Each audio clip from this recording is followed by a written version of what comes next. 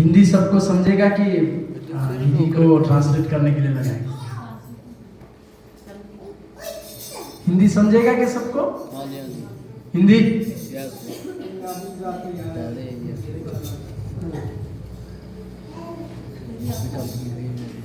परमेश्वर भला है। सारे समझ लगेगी ਇਹਨਾਂ ਦੀ ਹਿੰਦੀ ਦੀ ਜਿਨ੍ਹਾਂ ਨੂੰ ਸਮਝ ਲੱਗੇਗੀ ਉਹ ਆਪਣੇ ਹੱਥਾਂ ਨੂੰ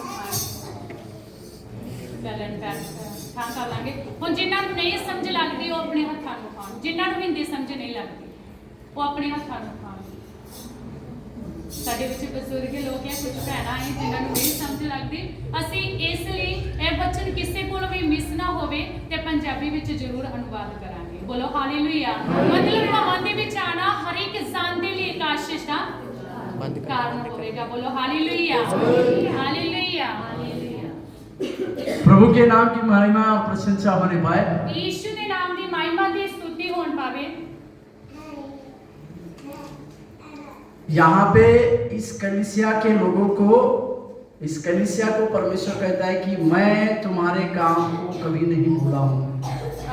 इथों के लोगों को प्रभु यीशु मसीह कहता है कि मैं तुम्हारे काम को मैं नहीं भूला हूँ। मैं तुम्हारे कामां नूं नहीं भूलिया। कुछ लोगों को परमेश्वर यहाँ पर कहता है कि मैं तुमको कभी छोड़ूंगा नहीं, मैं तुमको कभी त्यागूंगा ते नहीं। कईयां लोकां नूं प्रभु यीशु मसीह ऐसा कहता है कि ना मैं तुहानूं छड्डांगा ते ना मैं तुहानूं त्यागांगा। आपको भी कहता है। ओ मैनूं भी कहता है। यहाँ कुछ लोग ऐसे बैठे हैं जिनके जीवन में एक दुख भरी बातें हुई है। ते कई लोग इत्थे ऐदां दे बैठे आ जिन्हां दे जीवन दे विच दुखां भरियां गल्लां होईयां है। और कुछ लोग ऐसे हैं जिन्होंने परमेश्वर को इस प्रकार से कहा है कि प्रभु मेरे जीवन में आपने दुख क्यों लाया। ते कई लोग ऐदां दे आ जिन्हां ने परमेश्वर नूं कहा कि प्रभु तुसी मेरी जिंदगी विच दुख क्यों लेके आए हो। प्रभु कहते हैं कि मैं तुम्हारे दुखों को देखने वाला परमेश्वर। ते प्रभु कहता है कि मैं तुहाडे दुखां नूं देखण वाला परमेश्वर हां। तुम्हारे जीवन में मैं बदलाव को लाऊंगा, दुख को सुख में बदलूंगा। मैं तुहाडे जीवन दे विच अगे बदलाव लेके आवांगा, उन्हां नूं बदल देवांगा और तुहाडे दुख नूं सुख दे विच बदल देवांगा। कुछ परिवारों के जीवन में अचानक से कुछ बातें घटी। ते कईयां परिवारां दे विच कोई अचानक उन्हां दे घर दे विच घटना ਜਿਹੜੀਆਂ घटियां है, उनको उसके बारे में आज तक पता नहीं चला कि ये कैसे हुआ। ते उन्हां नूं पता ही नहीं चला कि गल्लां किद्दां होईयां है। पर प्रभु कहते हैं कि मैं फिर से तुमको बनाऊंगा। ते प्रभु यीशु मसीह कहंदे कि मैं उन्हां नूं फेर तैयार करांगा, बनावांगा। कुछ परिवार जैसे कि पूरी तरह से टूट चुके हैं। ते कई परिवार है ਜਿਹੜੇ पूरी तरह दे नाल टुट गए आ। उनके जीवन में किसी भी प्रकार की आशा अभी नहीं रही। उन्हां दे जीवन दे विच किसी भी तरीके दी आशा ही नहीं रही। बार बार उनके जीवन में एक प्रकार के संकट आते हुए देखता हूँ। ते उन्हां दे जीवन दे विच बार-बार दुखां नूं आउंदियां ही वेखदे आ। पर परमेश्वर कहते हैं कि मैं तुम्हारे परिवार को फिर से स्थिर करूंगा। ते पर परमेश्वर कहंदे कि मैं तुहाडे परिवार नूं सदा ही स्थिर ते दृढ़ करांगा। कुछ लोगों को परमेश्वर ने बीते दिनों में एक अद्भुत रीति से सुरक्षा को दिया है। ते कुछ परिवारां दे विच अद्भुत रीति दे नाल परमेश्वर ने ਜਿਹੜਾ ਹੈ सुरक्षा दे नाल उन्हां नूं संभाल के रखिया। भाई लोगों के जीवन में परमेश्वर ने उनको एक्सीडेंट से अचानक से बचाया है। ते भाइयों दे जीवन दे विच परमेश्वर ने अचानक उन्हां नूं एक्सीडेंटां तो बचाया है।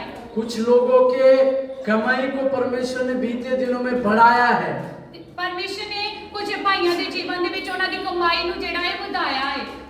कुछ लोगों को परमेश्वर इस प्रकार से कहते हैं, ते कुछ कईयां लोकां नूं परमेश्वर ऐदां कहंदे आ, तुम्हारे काम थोड़े क्यों ना हो परंतु उस थोड़े काम को मैं बढ़ाने जा रहा हूँ। प्रभु यीशु मसीह कहंदे जी तुहाडे काम थोड़े भी है ते उन्हां नूं मैं वधाउण जा रहा है। यहाँ पर कोई दो भाई बैठे हुए हैं। इत्थे दो भाई बैठे हुए आ। परमेश्वर उनको वार्निंग देते हैं, प्रभु उन्हां नूं वार्निंग दे रहे आ, नशेली बातों से आप दूर हो जाइए ਜਿਹੜੀਆਂ ਨਸ਼ੇ ਦੀਆਂ ਗੱਲਾਂ ਉਹਨਾਂ ਤੋਂ ਤੁਸੀਂ ਦੂਰ ਰਹੋ। क्योंकि परमेश्वर का शरीर आपका, परमेश्वर का मंदिर आपका शरीर है। ਤੇ ਤੁਹਾਡਾ ਜਿਹੜਾ ਸ਼ਰੀਰ ਹੈ ਪਰਮੇਸ਼ਰ ਦਾ ਮੰਦਿਰ ਆ। उस मंदिर को आप नाश नहीं कर सकते ਤੇ हैं। ਉਹ ਮੰਦਿਰ ਨੂੰ ਤੁਸੀਂ ਨਾਸ਼ ਨਹੀਂ ਕਰ ਸਕਦੇ। आपका आदतों से छुटकारा पाइए। ਤੁਸੀਂ ਉਹਨਾਂ ਆਦਤਾਂ ਤੋਂ ਯੀਸ਼ੂ ਦੇ ਨਾਮ ਦੇ ਵਿੱਚ ਛੁਟਕਾਰਾ ਪਾਓ। कुछ लोगों के जीवन में कई प्रकार की समस्या आज भी आ रही है। ਤੇ ਕਈਆਂ ਪਰਿਵਾਰਾਂ ਦੇ ਵਿੱਚ ਕਈ ਪ੍ਰਕਾਰ ਦੀਆਂ ਸਮੱਸਿਆ ਪਰੇਸ਼ਾਨੀਆਂ ਅੱਜ ਵੀ ਹੁਣ ਵੀ ਆ ਰਹੀਆਂ ਹੈ परमेश्वर कहते हैं आपके जीवन में वो समस्या खत्म करने का समय प्रभु ने तय किया है। ਤੇ ਪ੍ਰਭੂ ਯੀਸ਼ੂ ਮਸੀਹ ਉਹਨਾਂ ਨੂੰ ਕਹਿ ਰਹੇ ਆ ਕਿ ਉਹ ਸਮੱਸਿਆ ਜਿਹੜੀਆਂ ਮੈਂ ਖਤਮ ਕਰਨ ਦਾ ਸਮਾਂ ਆ ਗਿਆ ਹੈ। यहाँ पर कुछ बहन लोग बैठे हुए हैं, ਤੇ ਕਈ ਭੈਣਾਂ ਇੱਥੇ ਬੈਠੀਆਂ ਹੋਈਆਂ ਹੈ उनके पास परमेश्वर ने एक हन्ना के जैसा अभिषेक को रखा है। ਤੇ ਉਹਨਾਂ ਭੈਣਾਂ ਦੇ ਵਿੱਚ ਹੰਨਾ ਵਰਗਾ ਪ੍ਰਭੂ ਨੇ ਅਭਿਸ਼ੇਕ ਰੱਖਿਆ ਹੈ परमेश्वर का अनुग्रह प्राप्त करने वाले कुछ बहन लोग बैठे हैं। ਤੇ ਪਰਮੇਸ਼ਰ ਦਾ ਅਭਿਸ਼ੇਕ ਨੂੰ ਪ੍ਰਾਪਤ ਕਰਨ ਵਾਲੀਆਂ ਇੱਥੇ ਭੈਣਾਂ ਬੈਠੀਆਂ ਹੈ परमेश्वर का अनुग्रह। ਪਰਮੇਸ਼ਰ ਦੀ ਕਿਰਪਾ ਨੂੰ ਪਾਉਣ ਵਾਲੀਆਂ ਇੱਥੇ ਭੈਣਾਂ ਬੈਠੀਆਂ ਹੈ दूसरी बात, परमेश्वर से अपने जीवन में कुछ प्राप्त करने वाली बहन लोग यहाँ पर हैं। ਤੇ ਕੁਝ ਭੈਣਾਂ ਜਿਹੜੀਆਂ ਇਹ ਆਪਣੇ ਜੀਵਨ ਦੇ ਵਿੱਚ ਪਰਮੇਸ਼ਰ ਨੂੰ ਪਾਉਣ ਵਾਲੀਆਂ ਬੈਠੀਆਂ ਹੋਈਆਂ यहाँ एक भैया बैठे हैं जिसको परमेश्वर कहते हैं कि मैं तुमको गिदोन की तरह इस्तेमाल करने जा रहा हूँ। ਇੱਥੇ ਇੱਕ ਭਾਈ ਬੈਠਾ ਹੈ ਜਿਹੜਾ ਪਰਮੇਸ਼ਰ ਉਹਨਾਂ ਨੂੰ ਕਹਿੰਦਾ ਹੈ ਕਿ ਮੈਂ ਤੈਨੂੰ ਗਿਬਿਓਨ ਦੀ ਤਰ੍ਹਾਂ गिदोन की तरह मैं तुम्हें इस्तेमाल करूंगा। ਤੈਨੂੰ ਇਸਤੇਮਾਲ ਕਰੂੰਗਾ तुम्हारे जीवन में जरूर आज निराशा है, ਤੁਹਾਡੇ ਜੀਵਨ ਦੇ ਵਿੱਚ ਹੋਣਾ ਭਾਵੇਂ ਨਿਰਾਸ਼ਾ ਹੈ तुम्हारे जीवन में कई प्रकार की परिस्थितियां हैं, ਤੁਹਾਡੇ ਜੀਵਨ ਦੇ ਵਿੱਚ ਕਈ ਪਰੇਸ਼ਾਨੀਆਂ ਹੈ कई प्रकार की बातें आपको समझ नहीं पा रही है। ਤੇ ਕਈ ਗੱਲਾਂ ਜਿਹੜੀਆਂ ਤੁਹਾਨੂੰ ਸਮਝ ਨਹੀਂ ਆ ਰਹੀਆਂ जो काम आप हाथ में ले रहे हैं उस काम को आप अधूरा छोड़ रहे हो। ਤੇ ਜਿਹੜਾ ਵੀ ਤੁਸੀਂ ਹੱਥ ਦੇ ਨਾਲ ਕੰਮ ਕਰਦੇ ਹੋ ਉਹ ਪੂਰਾ ਹੀ ਛੱਡ फिर ਦਿਓ। भी परमेश्वर कहता है ਫਿਰ ਵੀ ਪਰਮੇਸ਼ਰ ਕਹਿੰਦਾ ਹੈ आपको गिदोन की तरह वो इस्तेमाल करके रहेगा। ਤੁਹਾਨੂੰ ਪਰਮੇਸ਼ਰ ਗਿਬਿਓਨ ਦੀ ਤਰ੍ਹਾਂ ਇਸਤੇਮਾਲ ਕਰੇਗਾ यहाँ कुछ बहन लोग इस प्रकार से है, ਕੁਝ ਭੈਣਾਂ ਇਦਾਂ ਦੀ ਤਰ੍ਹਾਂ ਬੈਠੀਆਂ ਹੋਈਆਂ ਹੈ परमेश्वर से प्राप्त करने के समय पे आप आए हुए हैं। ਪਰਮੇਸ਼ਰ ਕੋਲੋਂ ਕੁਝ ਪ੍ਰਾਪਤ ਕਰਨ ਦੇ ਲਈ ਇੱਥੇ आपकी प्रार्थनाओं को परमेश्वर ने सुना है, उसका जवाब इसी साल में आप देख पाओगे। ਪ੍ਰਭੂ ਨੇ ਤੁਹਾਡੀਆਂ ਪ੍ਰਾਰਥਨਾ ਨੂੰ ਸੁਣਿਆ ਕਿ ਉਹਦਾ ਉੱਤਰ ਤੁਸੀਂ ਇਸੇ ਸਾਲ ਦੇ ਵਿੱਚ ਪਾਓਗੇ। परमेश्वर आपके जीवनों में इसी साल में चमत्कार करेगा। ਪ੍ਰਭੂ ਤੁਹਾਡੇ ਜੀਵਨ ਦੇ ਵਿੱਚ ਇਸ ਸਾਲ ਦੇ ਵਿੱਚ ਹੀ ਚਮਤਕਾਰ ਕਰੇਗਾ परमेश्वर से जो प्रार्थना आपने कई साल पहले किया उसको उसका फल को इस साल में आप देख पाओगे। ਤੇ ਕਈ ਸਾਲਾਂ ਤੋਂ ਜਿਹੜੇ ਤੁਸੀਂ ਪ੍ਰਾਰਥਨਾ ਕਰ ਰਹੇ ਹੋ ਉਹਦਾ ਪ੍ਰਤੀਫਲ ਉਹਦਾ ਫਲ ਤੁਸੀਂ ਇਸ ਸਾਲ ਦੇ ਵਿੱਚ ਪਾਓਗੇ। परमेश्वर आपके नजदीक रह के कार्य करने वाला है। ਪਰਮੇਸ਼ਰ ਤੁਹਾਡੇ ਕੋਲ ਰਹਿ ਕੇ ਉਹ ਜਿਹੜੇ ਤੁਹਾਡੇ ਕੰਮ ਕਰਨ ਵਾਲਾ ਹੈ।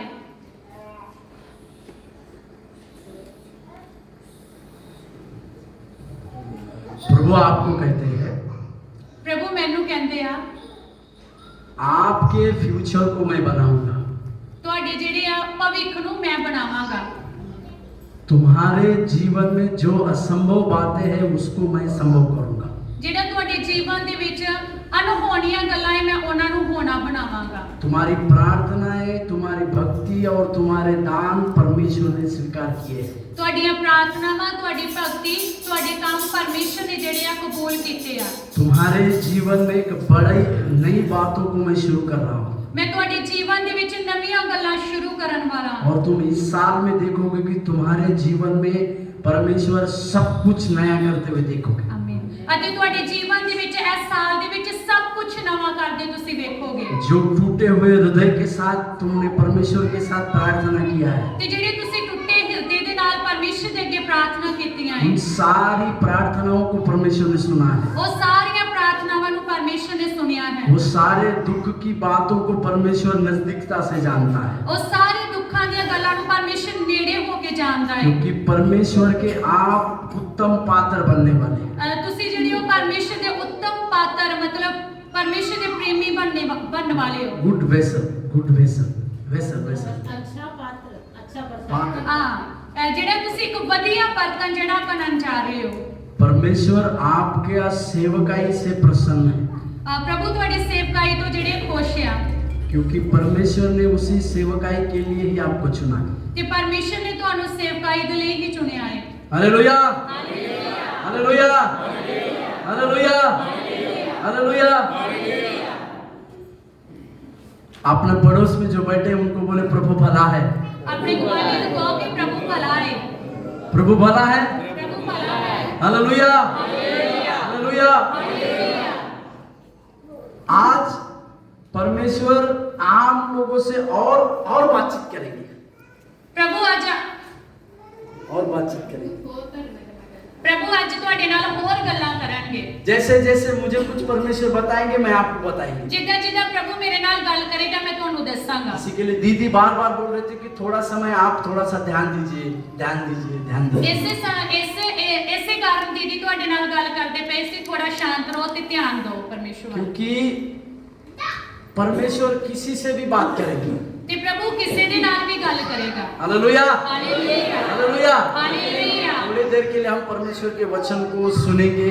ਥੋੜੇ ਸਮੇਂ ਦੇ ਵਿੱਚ ਅਸੀਂ ਪਰਮੇਸ਼ਵਰ ਦੇ ਵਚਨ ਨੂੰ ਸੁਣਾਂਗੇ।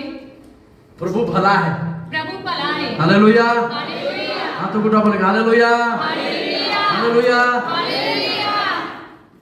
कॉयर जो आए थे 4 लोग वो खड़े होंगे जो गाना गाने के लिए आए थे। ਜਿਹੜੇ ਆਰਾਧਨਾ ਵਾਲੇ ਇੱਥੇ 4 ਲੋਕ ਸੀ ਉਹ ਅੱਗੇ ਆ ਜਾਣ।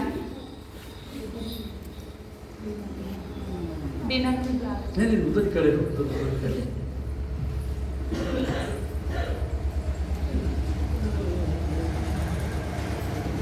वो बात है आने की।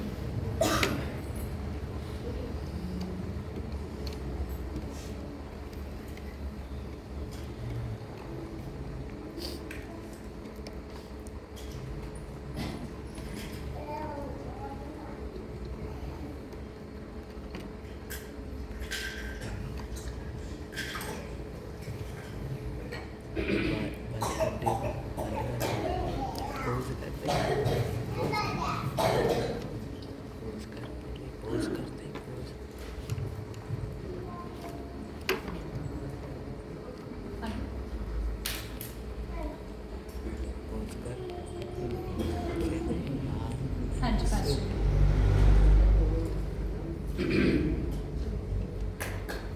परमेश्वर ने आप लोगों को एक अभिषेक किया है। प्रभु ने ਤੁਹਾਨੂੰ ਜਿਹੜਾ ਹੈ ਅਭਿਸ਼ੇਕ ਕੀਤਾ ਹੋਇਆ ਹੈ, ਮੱਸਾ ਕੀਤਾ ਹੋਇਆ ਹੈ। प्रभु कहते हैं आपके जीवन में और नई नई बातों को परमेश्वर करेगा। ਪ੍ਰਭੂ ਕਹਿੰਦੇ ਆ ਕਿ ਤੁਹਾਡੇ ਜੀਵਨ ਦੇ ਵਿੱਚ ਨਵੀਆਂ ਗੱਲਾਂ ਮੈਂ ਕਰਾਂਗਾ। अपने जीवन को कभी भी कम मत समझो। ਆਪਣੇ ਜੀਵਨ ਨੂੰ ਤੁਸੀਂ ਕਦੇ ਵੀ ਘੱਟ ਨਾ ਸਮਝੋ। परमेश्वर ने आपके जीवन को तैयार किया है। यीशु ने ਤੁਹਾਡੇ ਜੀਵਨ ਨੂੰ ਤਿਆਰ ਕੀਤਾ ਹੈ। उसके कार्य करने के लिए आपको जीवन को बनाया है। ਉਹਨੇ ਆਪਣੇ ਕੰਮਾਂ ਦੇ ਲਈ ਇਸਤੇਮਾਲ ਕਰਨ ਲਈ ਹੀ ਤੁਹਾਡੇ ਜੀਵਨ ਨੂੰ ਬਣਾਇਆ ਹੈ। क्योंकि परमेश्वर को आप चाहिए सेवा के लिए। ਤੇ ਪਰਮੇਸ਼ਰ ਨੂੰ ਤੁਸੀਂ ਚਾਹੀਦੇ ਹੋ ਸੇਵਾ ਦੇ ਲਈ। कई प्रकार की बीते दिनों में आपके जीवन में कई प्रकार की घटनाएं हुई। ਜਿਹੜੇ ਕਈ ਪ੍ਰਕਾਰ ਦੀਆਂ ਤੁਹਾਡੇ ਜੀਵਨ ਦੇ ਵਿੱਚ ਘਟਨਾਵਾਂ ਹੋਈਆਂ ਹੈ। पीछे जाने की कई एक बातें आपके जीवन में घटी।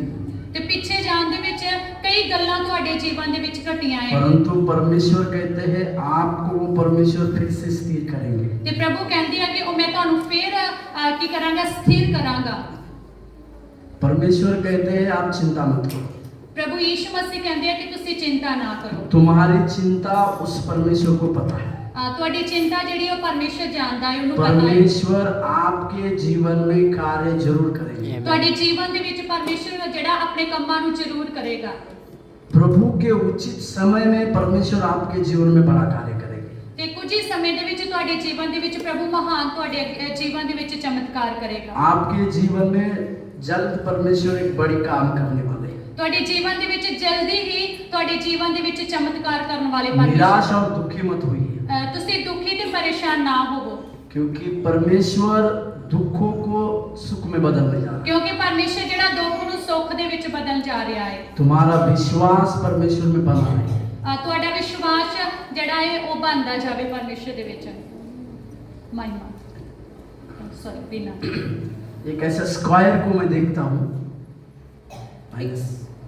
ਇੱਕ Multiply, ਨਿਸ਼ਾਨ ਨੂੰ ਮੈਂ multiply. ਦੇਖਦਾ ਹਾਂ। मल्टीप्लाई मल्टीप्लाई ਮਲਟੀਪਲਾਈ ਨਿਸ਼ਾਨ ਨੂੰ ਦੇਖਦਾ। मल्टीप्लाई को देखता हूँ मैं। ਮਲਟੀਪਲਾਈ ਨੂੰ ਮੈਂ ਦੇਖਦਾ ਹੈ।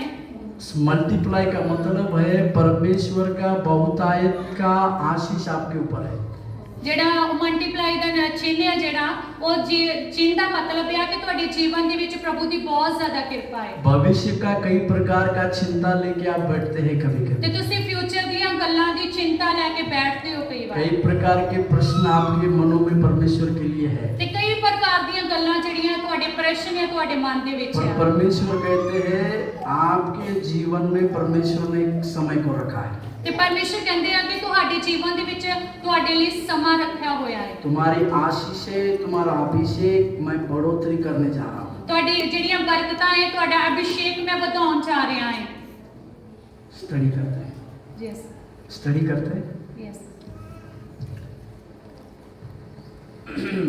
प्रभु कहते हैं अचानक आने वाले कुछ संकटों से डरिए मत। ਕੁਝ ਪਰੇਸ਼ਾਨੀ ਆਉਣ ਵਾਲੀਆਂ ਉਹਨਾਂ ਤੋਂ ਡਰੋ ਨਾ ਤੁਸੀਂ। अचानक से कुछ आने वाली संकटों से डरिए मत। ਕੁਝ ਅਚਾਨਕ ਜਿਹੜੀਆਂ ਸਾਡੇ ਜੀਵਨ ਦੇ ਵਿੱਚ ਦੁਰਘਟਨਾ ਆਉਂਦੀਆਂ ਉਹਨਾਂ ਤੋਂ ਤੁਸੀਂ आपका ਨਾ ਡਰੋ। स्टडी के लिए मत चिंता कीजिएगा, ਤੁਸੀਂ ਸਟੱਡੀ ਆਪਣੀ ਪੜ੍ਹਾਈ ਦੇ ਲਈ ਚਿੰਤਾ ਨਾ ਕਰੋ। आपका भविष्य के लिए भी मत चिंता ਆਪਣੇ कीजिएगा, ਤੁਸੀਂ ਆਉਣ ਵਾਲੇ ਸਮੇਂ ਦੇ ਲਈ ਵੀ ਚਿੰਤਾ ਨਾ क्योंकि ਕਰੋ। उस परमेश्वर को आपका भविष्य पता है। ਤੇ ਉਹ ਪਰਮੇਸ਼ਰ ਨੂੰ ਤੁਹਾਡੇ ਜਿਹੜਾ ਭਵਿੱਖ ਆ ਉਹਦਾ ਪਤਾ ਹੈ, ਫਿਊਚਰ ਦਾ। Hallelujah, hallelujah hallelujah, hallelujah hallelujah, hallelujah. Hallelujah hallelujah. Hallelujah.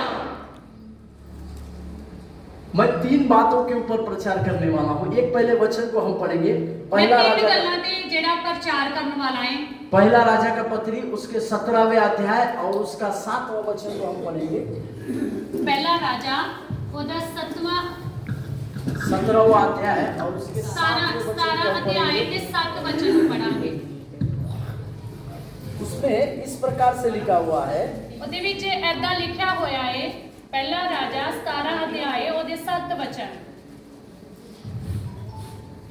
उसमें इस प्रकार से लिखा हुआ है, ਤੇ ਐਦਾਂ ਲਿਖਿਆ ਹੋਇਆ ਹੈ, कुछ दिनों के बाद उस देश में वर्षा न होने के कारण नाला सूख गया।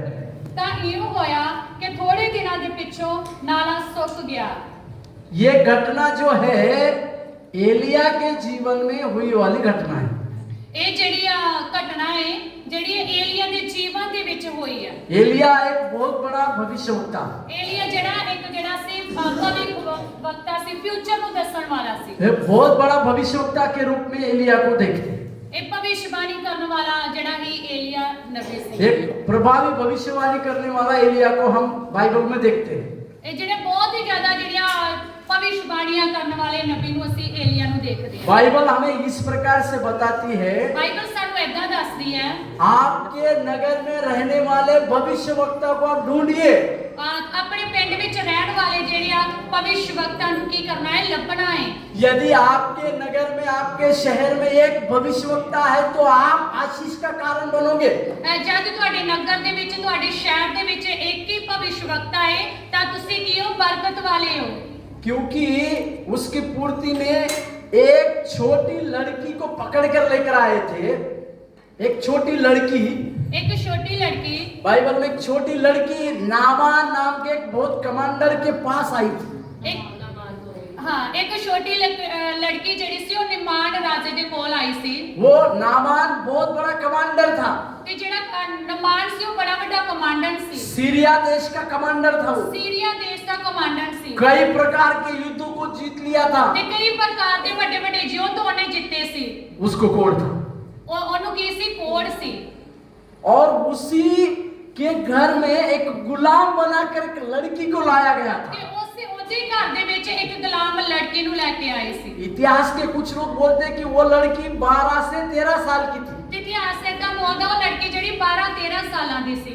उस बच्ची के बारे में थोड़ा सा आप सोचिएगा। ਤਾਂ ਉਸ ਕੁੜੀ ਦੇ ਲਈ ਜਿਹੜੀ ਬੱਚੀ ਹੈ ਉਹਦੇ ਬਾਰੇ ਥੋੜਾ ਸੀ ਸੋਚਾਂਗੇ। उसके माँ बाप को मार दिया गया, ਉਹਦੇ ਮਾਤਾ ਪਿਤਾ ਨੂੰ ਮਾਰ ਦਿੱਤਾ ਗਿਆ, उसके घर को उजाड़ा गया ਉਹਦੇ ਘਰ ਨੂੰ ਵੀ ਨਾਸ਼ ਕੀਤਾ ਗਿਆ, और उसको गुलाम बनाकर लाया गया। ਉਹਨੂੰ ਗੁਲਾਮ ਬਣਾ ਕੇ ਉੱਥੇ ਕਮਾਂਡਰ ਕੋਲ ਲੈ ਕੇ ਆਏ, ਨੁਮਾਨ ਕੋਲ ਲੈ ਕੇ ਆਏ। पर वो अपने स्वामी की मालकिन जो थी उसके साथ वो इतना ईमानदार रही ਤੇ ਉਹ ਜਿਹੜੀ ਗੁੜੀਆ ਸੀ ਉਹ ਆਪਣੀ ਸੁਆਮੀ ਮਤਲਬ ਮਾਲਕ ਦੇ ਨਾਲ ਇੰਨਾ ਜ਼ਿਆਦਾ ਵਫਾਦਾਰ ਰਹੀ कि उसके मालकिन ने उसको अपने पति की बीमारी को बताया।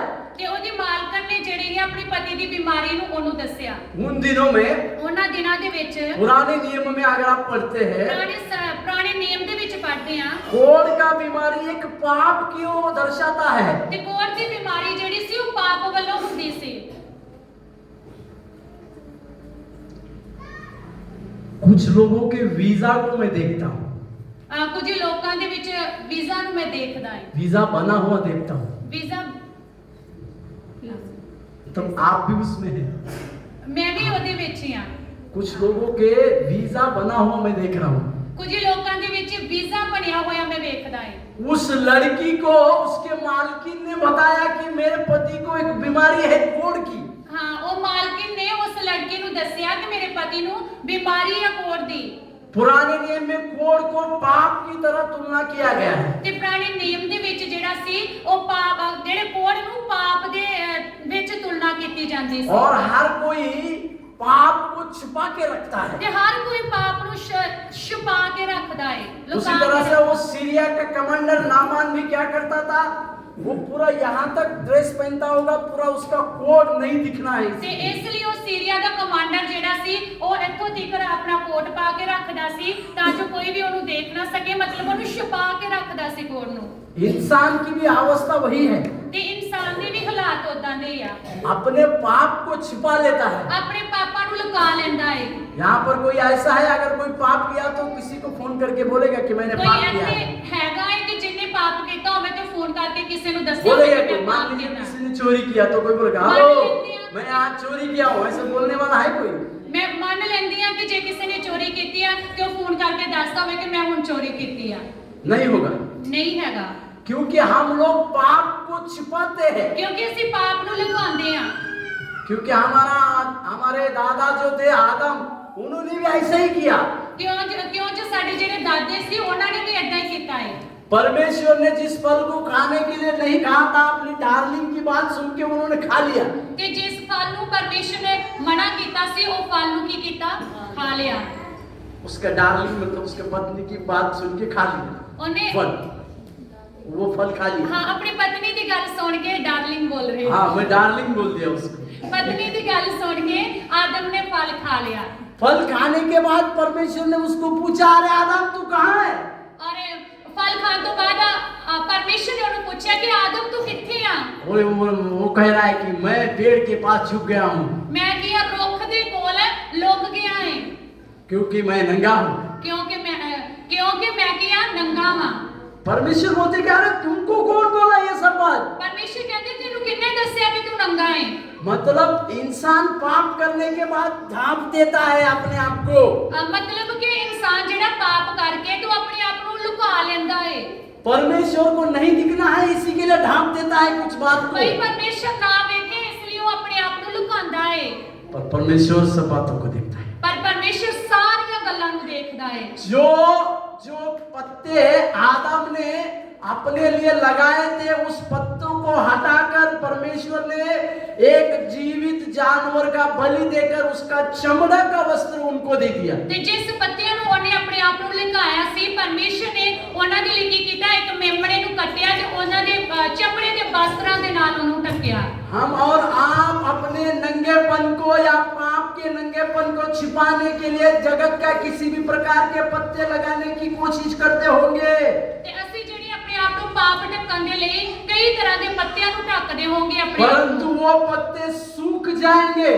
ਪਰ ਉਹ ਪੱਤੇ ਜਿਹੜੇ ਆ ਕੁਝ ਸਮੇਂ ਬਾਅਦ ਸੁੱਕ ਜਾਣਗੇ वो एक परमेश्वर ने अपने एकलौते पुत्र यीशु मसीह को उस कलवरी क्रूस पर देने के द्वारा उसके लहू से हमें इस पाप से छुड़ाया है।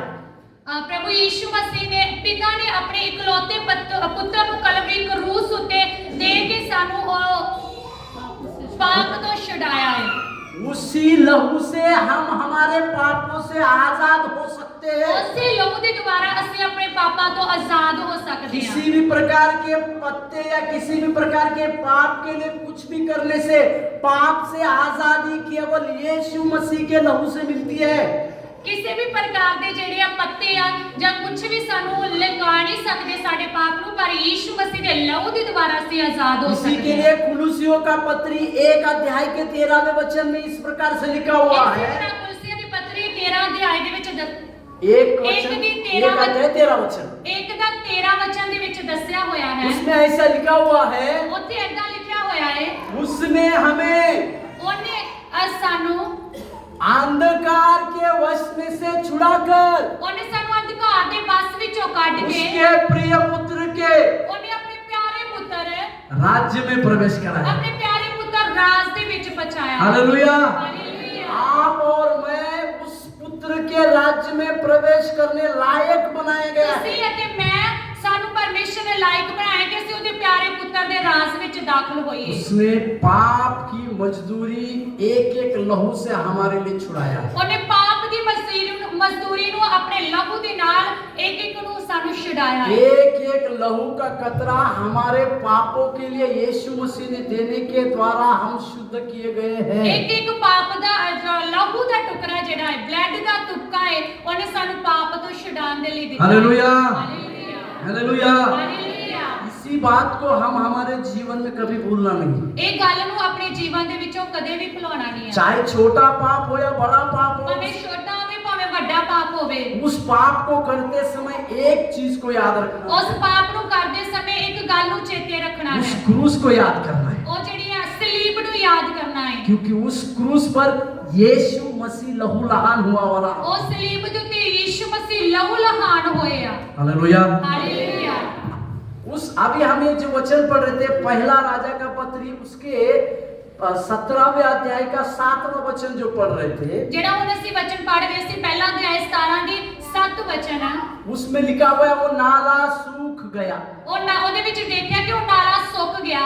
ये नाला सूख गया का आत्मिक अर्थ क्या है? ਇਹ ਨਾਲਾ ਸੁੱਕ ਗਏ ਦਾ ਆਤਮਿਕ ਅਰਥ ਕੀ ਆ? आप और मैं सेवकाई करते हैं शायद, ਤੁਸੀਂ ਅਤੇ ਮੈਂ ਜਿਹੜੀ ਸੇਵਕਾਈ ਕਰਦੇ ਹਾਂ ਸ਼ਾਇਦ, या आप और मैं परमेश्वर में आगे बढ़ रहे हैं। ਜਾਂ ਤੁਸੀਂ ਅਤੇ ਮੈਂ ਪਰਮੇਸ਼ਰ ਦੇ ਵਿੱਚ ਅੱਗੇ ਵਧ ਰਹੇ ਹਾਂ। तीन ऐसी चीजें आपके और मेरे जीवन में जरूर जरूर जरूर आएगी, ਤਿੰਨ ਗੱਲਾਂ ਤੁਹਾਡੇ ਅਤੇ ਮੇਰੇ ਜੀਵਨ ਦੇ ਵਿੱਚ ਜ਼ਰੂਰ ਜ਼ਰੂਰ ਜ਼ਰੂਰ ਆਉਣਗੀਆਂ, जिसके चलते हमारा आत्मिक जीवन का नाला सूख सकता है। ਜਿਸ ਵਿੱਚ ਚੱਲਦੇ ਆ ਸਾਡਾ ਆਤਮਿਕ ਨਾਲਾ ਜਿਹੜਾ ਹੈ ਸੁੱਕ ਸਕਦਾ ਹੈ। उसी आत्मिक नाले को सुखाने वाली तीन चीजों को हम जल्दी देखेंगे। ਤੇ ਉਸ ਨਾਲੇ ਨੂੰ ਸੁਕਾਉਣ ਵਾਲੀਆਂ ਤਿੰਨ ਗੱਲਾਂ ਨੂੰ ਅਸੀਂ ਵੇਖਾਂਗੇ। Hallelujah. Hallelujah. Hallelujah. Hallelujah. Hallelujah. Hallelujah. बच्चे को भी ध्यान दीजिएगा और बच्चे बच्चे को भी भी- ध्यान दीजिएगा। ਬੱਚਿਆਂ ਦੀ ਵੀ ਧਿਆਨ ਦਿਓ ਤੇ ਬਚਨਾਂ ਉੱਤੇ ਵੀ ਧਿਆਨ ਦਿਓ। हाँ, तो मैं ये नहीं बोले कि बच्चा लोगों को ध्यान मत दो। ਮੈਂ ਇਹ ਨਹੀਂ ਕਹਿੰਦਾ ਕਿ ਤੁਸੀਂ ਬੱਚਿਆਂ ਉੱਤੇ ਧਿਆਨ ਹੀ ਨਾ ਦਿਓ। वो रोटोमैक पेन का एक ऐड आया था, शायद आप देखे होंगे कि नहीं मालूम नहीं। रोटोमैक पेन ਪੈਨ ਦਾ ਇੱਕ ਜਿਹੜੀ ਐਡ ਮਸ਼ਹੂਰੀ ਆਈ ਸੀ। रोटोमैक पेन आया था, रोटोमैक। पुराना था, 5 रुपए में मिलता था। 5 साल ਤੋਂ उसका ਪੁਰਾਣਾ। एडवर्टाइज में कैसा था मालूम है क्या? लिखते लिखते लव हो जाए, लिखते लिखते लव हो जाए। ਲਿਖਤੇ ਲਿਖਤੇ ਕੀ ਆ ਪਿਆਰ ਹੋ ਜਾਣਾ। अब कैसे प्यार हो जाएगा लिखते लिखते? ਕਿੱਦਾਂ ਪਿਆਰ ਹੋ वो ਜਾਵੇਗਾ इस तरह से ਲਿਖते। एडवर्टाइज करते थे, आप इस पेन से लिखेंगे जो भी लिखेंगे आपको वो लिखने वालों से प्यार हो जाएगा। ਜਦੋਂ ਵੀ ਤੁਸੀਂ ਉਹ ਪੈਨ ਦੇ ਨਾਲ ਲਿਖੋਗੇ ਤੇ ਲਿਖਦੇ ਲਿਖਦੇ ਤੁਹਾਨੂੰ ਉਸ ਪੈਨ ਦੇ ਨਾਲ स्कूल में ਪਿਆਰ मैं ਹੋ वही ਜਾਵੇਗਾ। पेन इस्तेमाल करते थे, पर प्यार हुआ ही नहीं। स्कूल में मैं वही पेन इस्तेमाल करते थे, ਕਹਿੰਦੇ ਸਕੂਲ ਦੇ ਵਿੱਚ ਮੈਂ ਉਹੀ ਪੈਨ ਜਿਹੜਾ ਵਰਤਦਾ ਹੁੰਦਾ ਸੀ ਪਰ ਪਿਆਰ ਹੋਇਆ ਹੀ ਨਹੀਂ। प्यार हुआ ही नहीं। ਪਿਆਰ ਹੋਇਆ ਹੀ ਨਹੀਂ। कॉलेज में भी वही पेन लेके गए पर प्यार हुआ ही नहीं। ਕਾਲਜ ਦੇ ਵਿੱਚ ਵੀ ਮੈਂ ਉਹੀ ਪੈਨ ਵਰਤਦਾ ਰਿਹਾ ਪਰ ਪਿਆਰ ਹੋਇਆ ਹੀ ਨਹੀਂ। कभी कभी ताश खेलते थे, ਕਦੀ ਕਦੀ ਜਿਹੜਾ ਮੈਂ ਤਾਸ਼ ਖੇਡਦਾ ਸੀ, तो कभी रानी आई ही नहीं उसमें मुझे। ਕਦੇ ਰਾਣੀ ਆਈ नहीं ਉਹਦੇ ਵਿੱਚ। पत्ता जानते हैं ना, पत्ते। पत्ता खेलते हैं ना वो लोग। ਤਾਸ਼ ਦੇ ਪੱਤੇ। हाँ, ताश, हाँ, उसमें कभी भी नहीं रानी आई मुझे। ਤੇ ਉਹਦੇ ਵਿੱਚ ਕਦੇ ਵੀ ਰਾਣੀ ਨਹੀਂ ਆਈ तो ਮੈਨੂੰ। मैं उसको एक बोलता था, रानी खपा है। क्यों? पत्ते में भी नहीं आ रही है रानी, तो जिंदगी में क्या आएगी? ਕਦੇ ਮੈਂ ਉਹਨੂੰ ਬੋਲਦਾ ਸੀ ਕਿ ਜੇ ਪੱਤੇ ਵਿੱਚ ਨਹੀਂ ਆ ਰਹੀ ਤੇ ਜ਼ਿੰਦਗੀ ਵਿੱਚ ਕਿੱਦਾਂ ਰਾਣੀ ਆਵੇਗੀ। भी ये रानी आ गई, ये किसी रानी के आ गई। पत्ते में नहीं आ रही थी। Hallelujah. Hallelujah. Hallelujah. Hallelujah. Hallelujah. Hallelujah. तीन ऐसी चीजें मैं आज आपको बताऊंगा जो हमारे आत्मिक जीवन का नाला सुखाती है। ਤਿੰਨ ਗੱਲਾਂ ਮੈਂ ਤੁਹਾਨੂੰ ਐਦਾਂ ਆਤਮਿਕ ਜੀਵਨ ਦੇ ਵਿੱਚ ਸਿਖਾਵਾਂਗੇ ਜਿਹੜੇ इसमें से ਜੀਵਨ ਦਾ आपको ਨਾਲਾ और मुझको हर एक व्यक्ति को जानना पड़ता है। ਜਿਹੜੀਆਂ ਇਹਨਾਂ ਤਿੰਨ ਗੱਲਾਂ ਨੂੰ ਸਾਨੂੰ ਤੁਹਾਨੂੰ ਅਤੇ ਮੈਨੂੰ ਜਾਣਨਾ ਪੈਣਾ ਹੈ।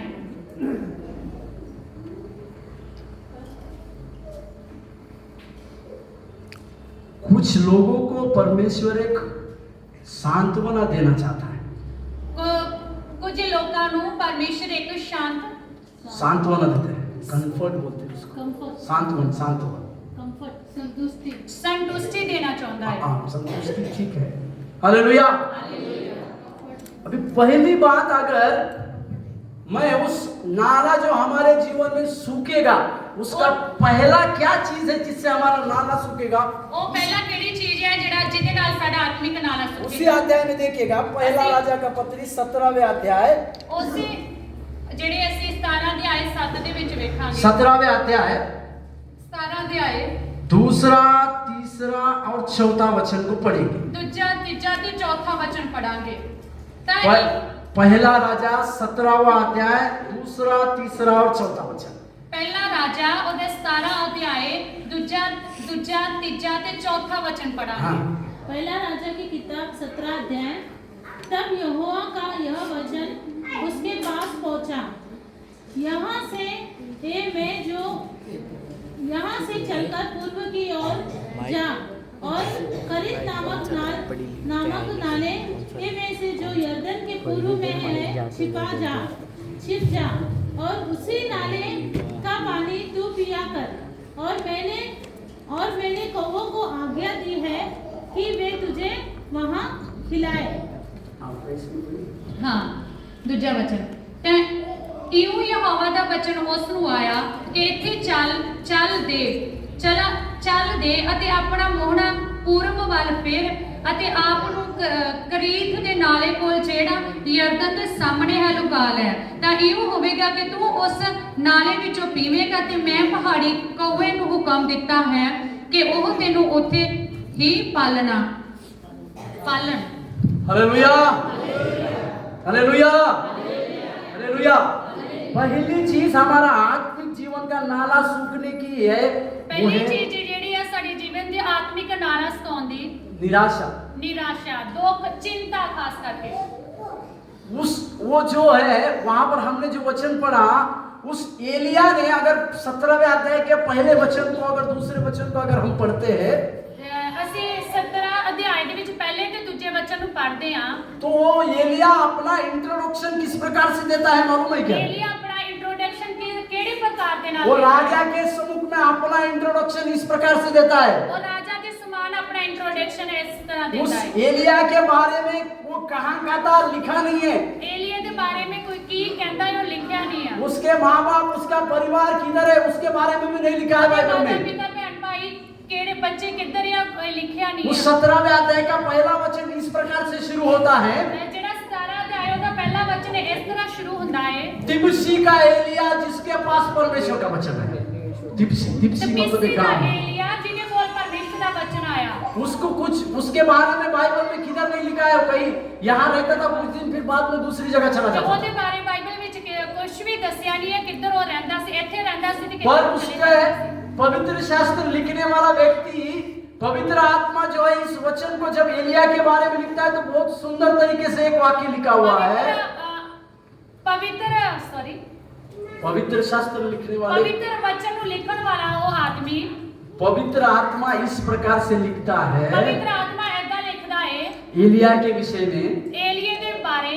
एलिया ये बोलता है, ਏਲੀਆ ਏਦਾਂ ਬੋਲਦਾ ਹੈ, सर्वशक्तिमान सेनाओं के यहोवा, जिसके सम्मुख मैं उपस्थित होता हूँ, ਜਿਹਦੇ ਸਨਮੁਖ ਮੈਂ ਹਾਜ਼ਰ ਹੁੰਦਾ ਹੈ, जिसका घर का ठिकाना नहीं, ਜਿਹਦੇ ਘਰ ਦਾ ਟਿਕਾਣਾ ਹੀ ਨਹੀਂ, जिसके माँ बाप का ठिकाना नहीं, ਜਿਹਦੇ ਮਾਤਾ ਪਿਤਾ ਦਾ ਟਿਕਾਣਾ और ਨਹੀਂ। उसका सबसे बड़ा खासियत क्या थी मालूम है? ਉਹਦਾ ਸਭ ਤੋਂ ਵੱਡਾ ਖਾਸੀਅਤ ਕੀ ਸੀ? परमेश्वर के सम्मुख में खड़ा रहने वाला एलिया। ਪਰਮੇਸ਼ਰ ਦੇ ਸਨਮੁਖ खड़ा रहने वाला एलिया। हमारे पास कुछ भी नहीं रहेगा तो चलेगा, ਸਾਡੇ ਕੋਲ ਕੁਝ ਵੀ रहेगा तो नहीं रहेगा तो चलेगा। हमारे पास पैसा नहीं रहेगा तो भी चलेगा, ਸਾਡੇ ਕੋਲ ਪੈਸਾ ਵੀ ਨਾ ਹੋਵੇਗਾ ਤੇ ਫਿਰ ਵੀ ਚੱਲੇਗਾ। पर हमारे पास एक अनुभव ज्यादा रहना है। ਪਰ ਸਾਡੇ ਕੋਲ ਇੱਕ ਅਨੁਭਵ ਜ਼ਿਆਦਾ ਹੋਣਾ ਚਾਹੀਦਾ ਹੈ। परमेश्वर के सम्मुख में रहने वाला अनुभव ज्यादा ਪਰਮੇਸ਼ਰ है। ਦੇ ਕੋਲ ਰਹਿਣ ਵਾਲਾ ਮਨ। जो लोग परमेश्वर के सम्मुख में ज्यादा रहते हैं, ਜੋ ਪਰਮੇਸ਼ਰ ਦੇ ਸਨਮੁਖ ਜ਼ਿਆਦਾ ਰਹਿੰਦੇ ਆ, उनके जीवन में परमेश्वर जरूर जरूर बात करता है।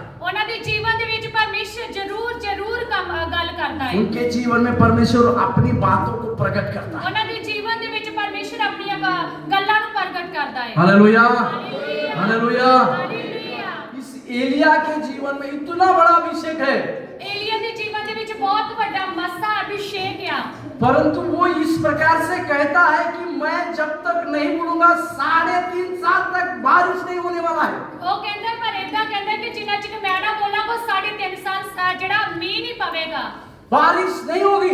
ਮੀਂਹ ਨਹੀਂ ਪਵੇਗਾ। इतना बड़ा व्यक्ति है, ਕਿੱਡਾ ਵੱਡਾ ਮਹਾਨ इतना ਵਿਅਕਤੀ, बड़ा अभिषिक्त व्यक्ति है, ਕਿੰਨਾ ਮਸਾ ਕੀਤਾ ਹੋਇਆ ਵਿਅਕਤੀ ਆ। परंतु क्या हो गया, जैसे ही वो ਪਰ ਕੀ ਹੋ ਗਿਆ, बारिश के बादल हट गए, ਜਦੋਂ ਬਾਰਿਸ਼ ਦੇ ਬੱਦਲ ਜਿਹੜੇ ਹਟ ਗਏ अकाल के बादल उस जगह पे आ ਤੇ गए, ਕਾਲ ਦੇ ਜਿਹੜੇ ਬੱਦਲ ਸੀ ਉੱਥੇ ਆ ਗਏ, तो वहां पर एलिया की अवस्था क्या हो गई है, ਉੱਥੇ ਏਲੀਆ ਦੀ ਹਾਲਾਤ ਕਿੱਦਾਂ ਦੀ ਹੋ गई। उसको खाने के लिए ਉਹਨੂੰ ਖਾਣ ਦੇ ਲਈ एक कौवा आ रहा है, ਉੱਥੇ ਇੱਕ ਕਾਂ ਆਇਆ और कौवा एक मांस को अपने मुंह में रख रहा है ਤੇ ਕौवा ਜਿਹੜਾ ਕਾਂ ਸੀ ਉਹ ਆਪਣੇ ਮੂੰਹ ਦੇ ਵਿੱਚ ਇੱਕ ਮਾंस ਦੀ ਬੋਟੀ ਲੈ ਕੇ ਆਇਆ और एक रोटी ला रहा है। ਅਤੇ ਇੱਕ ਰੋਟੀ ਲੈ ਕੇ ਆਇਆ और एलिया जहां पर रहता था एक छोटे से नाले के पास, ਤੇ वहां ਏਲੀਆ पर वो दे रहा है। ਜਿੱਥੇ ਏਲੀਆ ਰਹਿੰਦਾ ਸੀ ਇੱਕ ਛੋਟੇ ਜਿਹੇ ਨਾਲੇ ਦੇ ਕੋਲ, अभी मैं बोलता हूँ, बाइबल में कौवा जो है एक श्रापित प्राणी है। ਜਿਹੜਾ ਕਾਂ ਹੈ ਉਹਨੂੰ ਕੀ ਕਿਹਾ ਕਿ ਬਾਈਬਲ ਦੱਸਦੀ ਹੈ ਕਿ ਉਹ ਸ਼ਰਾਪਤ ਹੈ ਕौवा। आज भी रास्ते से जाते समय अगर कौवा आपके सर पे ऐसा कुछ करेगा, ਤੇ ਅੱਜ ਵੀ ਕਿਤੇ ਰਾਸਤੇ ਵਿੱਚ ਜਾਂਦੇ ਪਏ ਤੇ ਕौवा ਜਿਹੜਾ ਕਾਂ ਉਹ ਤੁਹਾਡੇ ਸਿਰ ਉੱਤੇ ਠੂੰਗਾ ਮਾਰੇਗਾ। हमारे महाराष्ट्र में बोलते हैं जा जल्दी नहा, पानी नहा। ਔਰ ਮਹਾਰਾਸ਼ਟਰ ਵਿੱਚ ਕਹਿੰਦੇ ਜਾ ਜਾ ਛੇਤੀ ਨਾ। इधर कैसा है मुझे मालूम नहीं, इधर भी वैसा ही है। ਕਿੱਦਾਂ ਹੈ ਮੈਨੂੰ ਮੈਂ ਨਹੀਂ ਜਾਣਦਾ। बाइबल में लेवी व्यवस्था में कौवे को एक अशुद्ध प्राणी बोला गया है। ਤੇ ਬਾਈਬਲ ਦੇ ਵਿੱਚ ਲੇਵੀ ਜਿਹੜੀ ਆ ਵਿਵਸਥਾ ਦੇ ਵਿੱਚ ਕਾਂ ਨੂੰ ਜਿਹੜਾ ਹੈ ਅਸ਼ੁੱਧ ਪ੍ਰਾਣੀ ਬੋਲਿਆ ਗਿਆ ਹੈ। कुछ लोग मर जाते हैं ना, ਕੁਝ ਲੋਕ ਜਿਹੜੇ ਮਰ ਜਾਂਦੇ ਆ, मर जाने के बाद ਮਰ ਜਾਣ ਤੋਂ ਬਾਅਦ एक सप्ताह के बाद 4 दिन ਇੱਕ के ਹਫ਼ਤੇ बाद ਬਾਅਦ 4 ਦਿਨਾਂ ਦੇ ਬਾਅਦ वो कुछ जो लोग खाना खाते हैं वो खाना लेके वो कब्रिस्तान में जाते हैं। ਤੇ ਜੋ ਲੋਕ ਖਾਣਾ ਖਾਂਦੇ ਉਹ ਕਬਰਸਤਾਨ ਦੇ ਕੋਲ ਲੈ ਕੇ ਜਾਂਦੇ ਆ। और बोलते हैं कि मेरा बाप, मेरा चाचा, मेरा माँ कौवा बन के आएगा और खाएगा। ਔਰ ਇਹ ਕਹਿੰਦੇ ਆ ਕਿ ਮੇਰਾ ਬਾਪ, ਮੇਰਾ ਚਾਚਾ, ਮੇਰਾ ਕੁਛ ਵੀ ਤੇ ਉਹ ਕौवा बन के आवेगा ਤੇ ਖਾਣਾ ਖਾਵੇਗਾ। एक यान जो है, यान उसको आकाश अंतराल में पहुंचने के लिए 40 दिन लगता है। यान रॉकेट ਹਾਂ ਇੱਕ ਰਾਕਟ ਆ, ਉਹਨੂੰ ਉੱਪਰ ਜਾਣ ਦੇ ਵਿੱਚ 40 ਦਿਨ ਲੱਗਦੇ ਆ। 40 दिन लगता है। 40 ਦਿਨ ਲੱਗਦੇ ਆ। और आज अगर कोई मर जाएगा तो 3 दिन के बाद तुरंत बोलते मेरा माँ, मेरा बाप, मेरा चाचा कौवा बन के तुरंत आएगा। ਕਹਿੰਦੇ ਅੱਜ ਕੋਈ ਮਰ ਜਾਂਦਾ ਤੇ 3 ਦਿਨਾਂ ਤੋਂ ਬਾਅਦ ਕਹਿੰਦੇ ਆ ਮੇਰਾ ਚਾਚਾ ਜਾਂ ਮੇਰਾ ਬਾਪ ਜਾਂ ਕੁਛ ਵੀ ਉਹ ਜਿਹੜਾ ਕਾਂ ਬਣ ਕੇ ਆਵੇਗਾ। 4 दिन में कौवा बन रहा है इधर तो। ਤੇ 4 ਦਿਨਾਂ ਦੇ ਵਿੱਚ वो यान जो है 40 दिन लगता है उसको, रॉकेट को वहां पहुंचाना, चांद में पहुंचने। ਰਾਕਟ ਨੂੰ ਉੱਤੇ ਪਹੁੰਚਣ ਦੇ ਲਈ 40 ਦਿਨ ਲੱਗਦੇ ਆ। गलत बातें जल्दी फैलती है, ਤੇ ਜਿਹੜੀਆਂ ਗਲਤ ਗੱਲਾਂ ਆ ਉਹ ਛੇਤੀ ਦੇ ਵਿੱਚ ਫੈਲ ਜਾਂਦੀਆਂ। अच्छी बातें जल्दी फैलती नहीं है। ਜਿਹੜੀਆਂ ਚੰਗੀਆਂ ਗੱਲਾਂ ਉਹ ਛੇਤੀ ਦੇ ਨਾਲ ਨਹੀਂ ਫੈਲਦੀਆਂ। दूसरा, इस कौवे का खासियत क्या है, एक दूसरी लालची बात- प्राणी है ये। ਤੇ ਦੂਜੀ ਗੱਲ ਕੀ ਹੈ, ਕौवे ਦੇ ਵਿੱਚ ਉਹ ਲਾਲਚੀ ਇੱਕ ਕਾਂ ਆ। एकदम लालची प्राणी है ये, ਉਹ ਲਾਲਚੀ ਇੱਕ ਪ੍ਰਾਣੀ ਆ। लालच भरा रहता है, ਉਹਦੇ ਵਿੱਚ ਲਾਲਚ ਭਰਿਆ ਹੋਇਆ ਹੈ। मांस खाने के लिए लालची रहता ਉਹ है। ਮਾंस ਖਾਣ ਦੇ ਵਿੱਚ ਲਾਲਚ ਹੁੰਦਾ ਹੈ ਉਹਨੂੰ। अगर आप रास्ते में अगर कोई जानवर अगर मर गया रहेगा, ਜੇ देखिए ਰਾਸਤੇ ਵਿੱਚ कौवे ਕੋਈ कैसे घूमते ਜਾਨਵਰ रहते इधर ਮਰ उधर। ਮਰ ਗਿਆ ਹੋਵੇਗਾ ਤੇ ਉਹ ਕौवा ਦੇਖਦਾ ਰਹਿੰਦਾ ਹੈ। अभी मैं आपको एक खासियत बता दूं। ਮੈਂ ਇੱਕ ਖਾਸੀਅਤ ਦੱਸਦਾ ਹਾਂ।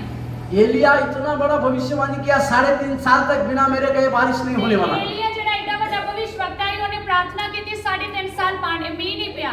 वो सोचा होगा कि परमेश्वर मेरा ख्याल करेगा, ਅਤੇ ਉਹ ਸੋਚਦਾ ਹੋਊਗਾ ਕਿ ਪਰਮੇਸ਼ਰ ਮੇਰਾ ਖਿਆਲ ਕਰੇਗਾ, परमेश्वर मुझको कोई महल में भेजेगा, ਪ੍ਰਭੂ ਮੈਨੂੰ ਕਿਸੇ ਮਹਿਲ ਦੇ ਵਿੱਚ ਭੇਜੇਗਾ। और मेरे वहां महल में क्या होगा, ऐसा ताली बजाएंगे तो कोई खाना लेके मेरे ਤੇ पास ਉਹ ਮਹਿਲ ਦੇ ਵਿੱਚ ਕੀ ਹੋਵੇਗਾ, मैं ताली बजाऊंगा तो कोई खाना लेके और आवेगा, ताली बजाऊंगा तो कोई मेरे लिए पानी लेके ते आएगा, मैं ताली बजाऊंगा तो कोई मेरे लिए पानी लेके आवेगा, और ताली बजाएंगे तो मेरे लिए अच्छा सा बेड मिलेगा। ते मैं ताली बजाऊंगा तो फिर कोई मेरे लिए बढ़िया बिस्तर भी देवेगा। मैं ऐसा सोच रहा हूँ, ये बात एलिया सोच रहा हूँ, ते मैं इधर सोचदा पिया कि गल्ला जेड़ा एलिया सोचदा होवेगा, ये तो सब उल्टा ही हो गया। ये सारा कुछ उल्टा ही हो गया।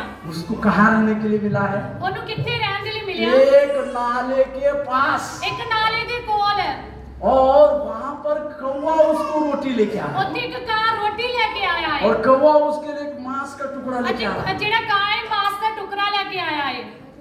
और जब ये कौवा उसके पास आ रहा होगा, ते जदों काऊ दे कोल आंदा होवेगा ਹੋਵੇਗਾ तो एलिया उसको देखकर क्या बोल रहा होगा ਤੇ मालूम है ਏਲੀਆ क्या? ਨੂੰ ਵੇਖ ਕੇ ਕੀ ਬੋਲਦਾ ਹੋਵੇਗਾ वो मैं इतना बड़ा भविष्यवक्ता प्रभु मेरे मैं- लिए रोटी प्रभु कौआ लेके आ रहा है।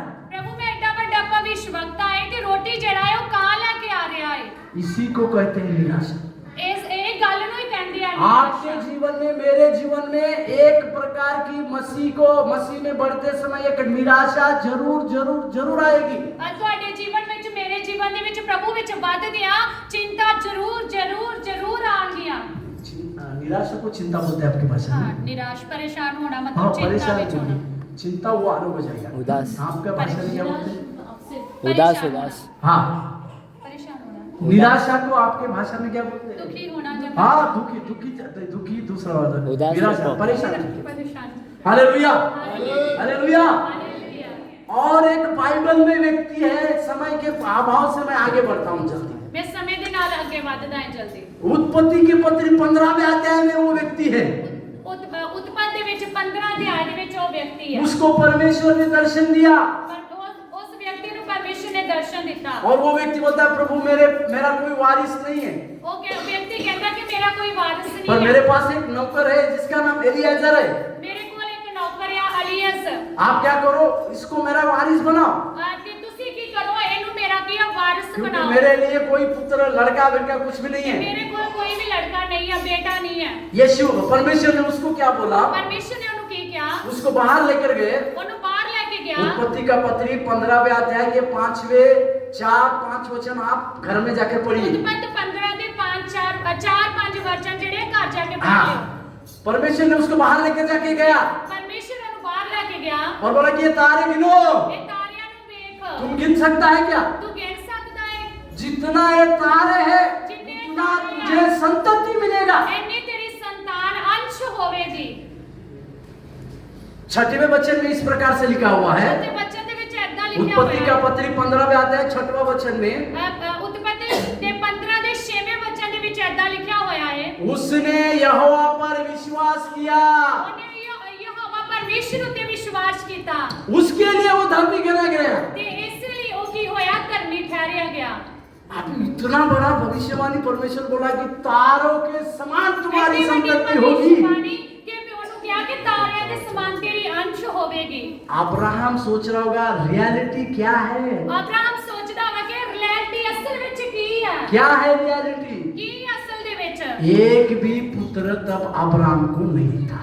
ਇੱਕ ਵੀ ਪੁੱਤਰ ਅਬਰਾਹਮ ਦੇ ਕੋਲ ਨਹੀਂ ਸੀ हालेलुया। ਹਾਲੇਲੂਇਆ कभी कभी हम प्रैक्टिकल लाइफ को देख के परमेश्वर के ऊपर प्रश्न को सवाल पैदा करते हैं।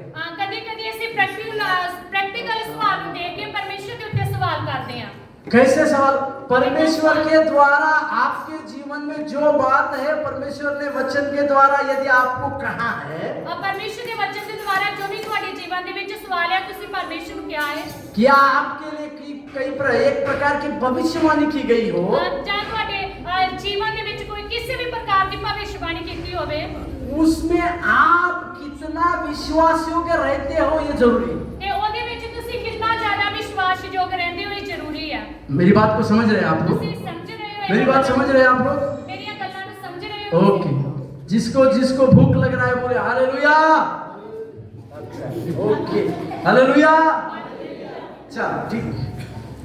निराशा जो है हमारे जीवन की अगली बात हमें समझने नहीं देती। ਜਿਹੜੀ ਪਰੇਸ਼ਾਨੀ ਆ ਉਹ ਸਾਡੇ ਜੀਵਨ ਦੇ ਵਿੱਚ ਅਗਲੀਆਂ ਗੱਲਾਂ ਨੂੰ ਸਮਝਣ ਨਹੀਂ ਦਿੰਦੀ अब्राहम के पास रियलिटी में एक भी पुत्र तब नहीं है, ਤੇ ਅਬਰਾਹਮ ਦੇ ਕੋਲ ਅਸਲੀ ਦੇ ਵਿੱਚ ਪੁੱਤਰ ਕੋਈ ਵੀ ਨਹੀਂ ਆ पर प्रभु कहता है कि तुमको बहुत सारे ਪਰ पुत्र ਪ੍ਰਭੂ मिलेंगे। ਕੀ ਕਹਿੰਦਾ ਹੈ ਕਿ ਜਿੱਦਾਂ ਤਾਰੇ ਇੰਨੀ ਤੇਰੀ ਅੰਸ਼ ਹੋਵੇਗੀ पर अब्राहम के विषय में लिखा है उसने इस बात को विश्वास ਪਰ किया। ਅਬਰਾਹਮ ਦੇ ਵਿਸ਼ੇ ਵਿੱਚ ਕਿਹਾ ਗਿਆ ਕਿ ਉਹਨੇ ਇਸ ਗੱਲ ਉੱਤੇ ਵਿਸ਼ਵਾਸ ਕੀਤਾ जब निराशा अपने आपके आत्मिक जीवन को सुखाने के लिए आता है, ਨਿਰਾਸ਼ਾ ਜਿਹੜੀ ਹੈ ਸਾਡੇ ਆਤਮਿਕ ਜੀਵਨ ਨੂੰ ਪਰੇਸ਼ਾਨੀ ਜਿਹੜੀ ਉਹ ਸਾਡੇ ਆਤਮਿਕ ਜੀਵਨ ਨੂੰ ਸੁਕਾਉਣ ਦੇ ਲਈ ਆਉਂਦੀ ਆ उस समय परमेश्वर के वचन का सहारा लेना जरूरी है ਉਸ हमें, ਸਮੇਂ ਦੇ ਵਿੱਚ ਪਰਮੇਸ਼ਰ ਦੇ ਵਚਨ ਦਾ ਸਹਾਰਾ ਲੈਣਾ ਜ਼ਰੂਰੀ ਆ क्योंकि परमेश्वर का वचन आपके जीवन को घोषणा करने के लिए मदद करेगा। ਕਿਉਂਕਿ ਪਰਮੇਸ਼ਰ ਦਾ ਵਚਨ ਸਾਡੇ ਜੀਵਨ ਨੂੰ ਜਿਹੜਾ ਹੈ ਸਥਿਰ ਰਹਿਣ ਦੇ ਲਈ ਘੋਸ਼ਣਾ ਕਰਨ ਦੇ ਲਈ ਕੀ ਕਰਦਾ ਮਜ਼ਬੂਤ ਕਰਦਾ ਸਾਨੂੰ और ਸਥਿਰ करता है कोई बात के लिए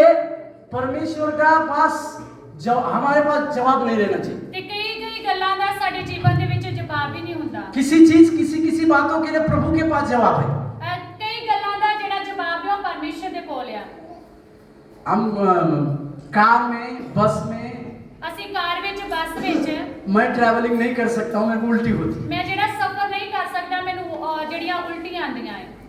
कुछ भी करो, ਕੁਝ ਵੀ ਕਰ ਲਓ, मैंने आज तक पूछा नहीं प्रभु को, प्रभु ऐसा क्यों है। ਪਰ ਮੈਂ ਹੁਣ ਤੱਕ ਪ੍ਰਭੂ ਨੂੰ ਪੁੱਛਿਆ ਨਹੀਂ ਕਿ ਪ੍ਰਭੂ ਏਦਾਂ ਕਿਉਂ ਹੈ।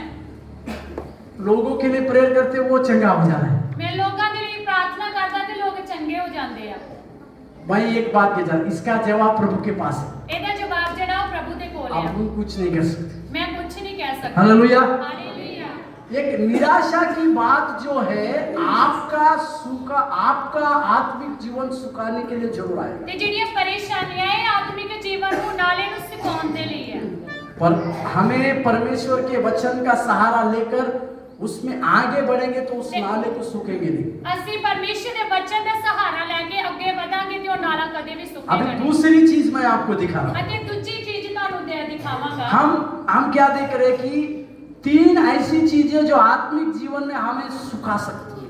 ਤੇ ਤੇਲ ਜਿਹੜਾ ਹੈ ਕਿ ਐਸੀ ਚੀਜ਼ ਹੈ ਜਿਹੜੀ ਆਤਮਿਕ ਚੀਜ਼ ਨੂੰ ਸਿਖਾ ਸਕਦੀ ਹੈ। पहली चीज है निराशा, ਪਹਿਲੀ ਚੀਜ਼ ਹੈ ਪਰੇਸ਼ਾਨੀ अभी दूसरी चीज ਅਤੇ ਦੂਸਰੀ ਚੀਜ਼ दुख। ਦੁੱਖ। उसको मेरे साथ पढ़िएगा। ਇਹਨੂੰ ਮੇਰੇ ਨਾਲ पहला राजाओं का पत्री, ਪਹਿਲਾ ਰਾਜਾ ਦਾ ਪੱਤਰੀ उसके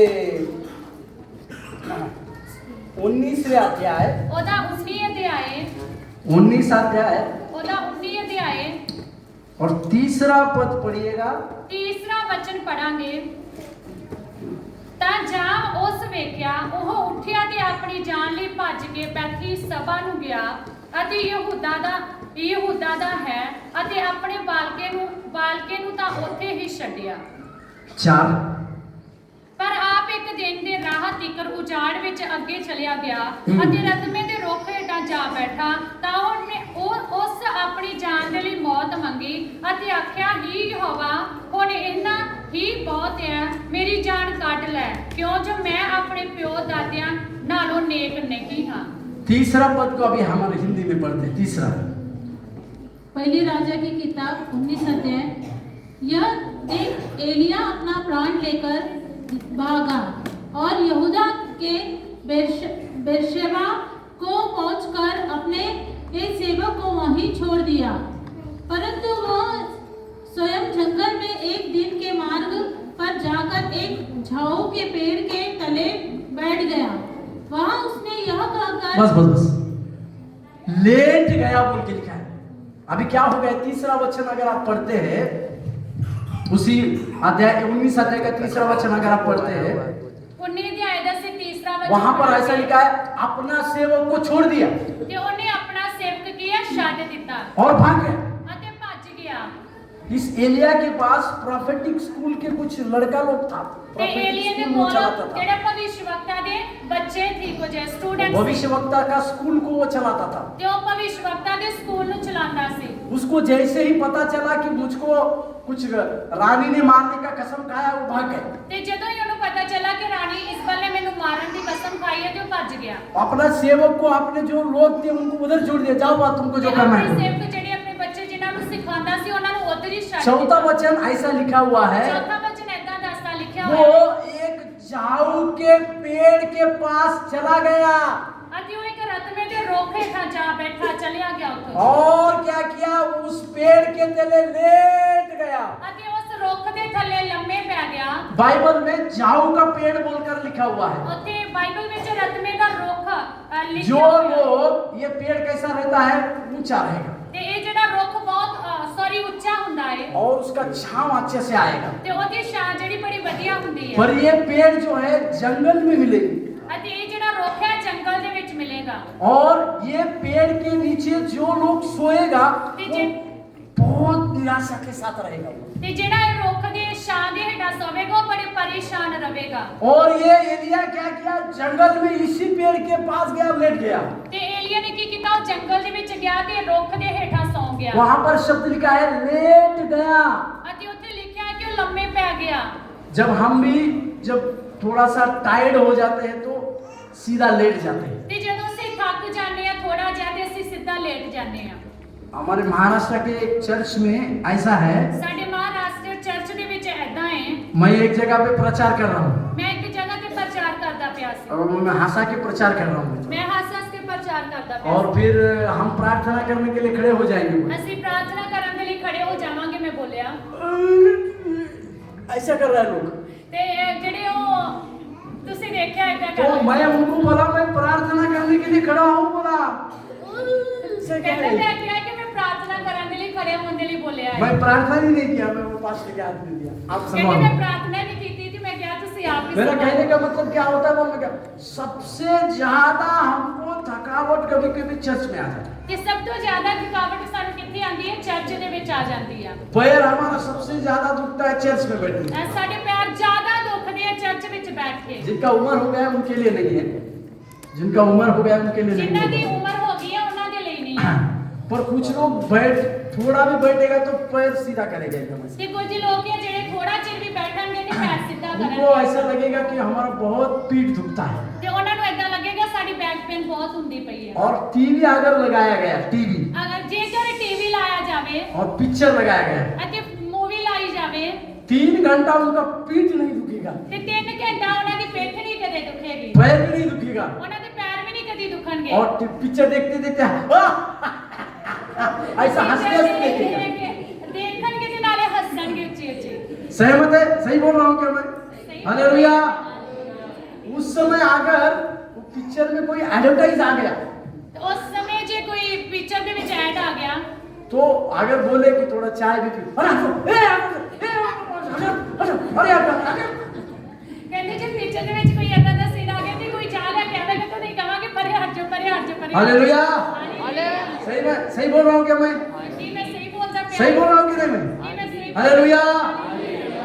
उसी के लिए कुछ बहन लोग जब रोटी बीटी बनाता है और टीवी अगर लगाया रहेगा ਤੇ ਜਦੋਂ ਭੈਣਾਂ ਰੋਟੀ ਬਣਾਉਂਦੀ ਹੈ ਤੇ ਉਹ ਟੀਵੀ ਲੱਗਾ ਹੁੰਦਾ ਹੈ ਅੱਗੇ कभी भी रोटी ये हो जाएगा, ਤੇ ਕभी भी रोटी ਜਿਹੜੀ ਹੈ ਉਹ ਸੜ रोटी खराब हो सकता है, रोटी खराब हो सकती है, रोटी जल सकता है, रोटी सड़ सकती है, चावल में नमक ज्यादा जा सकता है, ਜਦੋਂ ਚੌਲ ਬਣਾਉਂਦੇ ਤੇ ਉਹਦੇ ਵਿੱਚ ਨਮਕ सब्जी में ज्यादा मिर्ची जा सकता है। ਤੇ ਸਬਜ਼ੀ ਦੇ ਵਿੱਚ ਜ਼ਿਆਦਾ ਮਿਰਚਾਂ ਪੈ ਸਕਦੀਆਂ ਹੈ। तो आप समझ जाएगा टीवी काम कर रहा है इधर।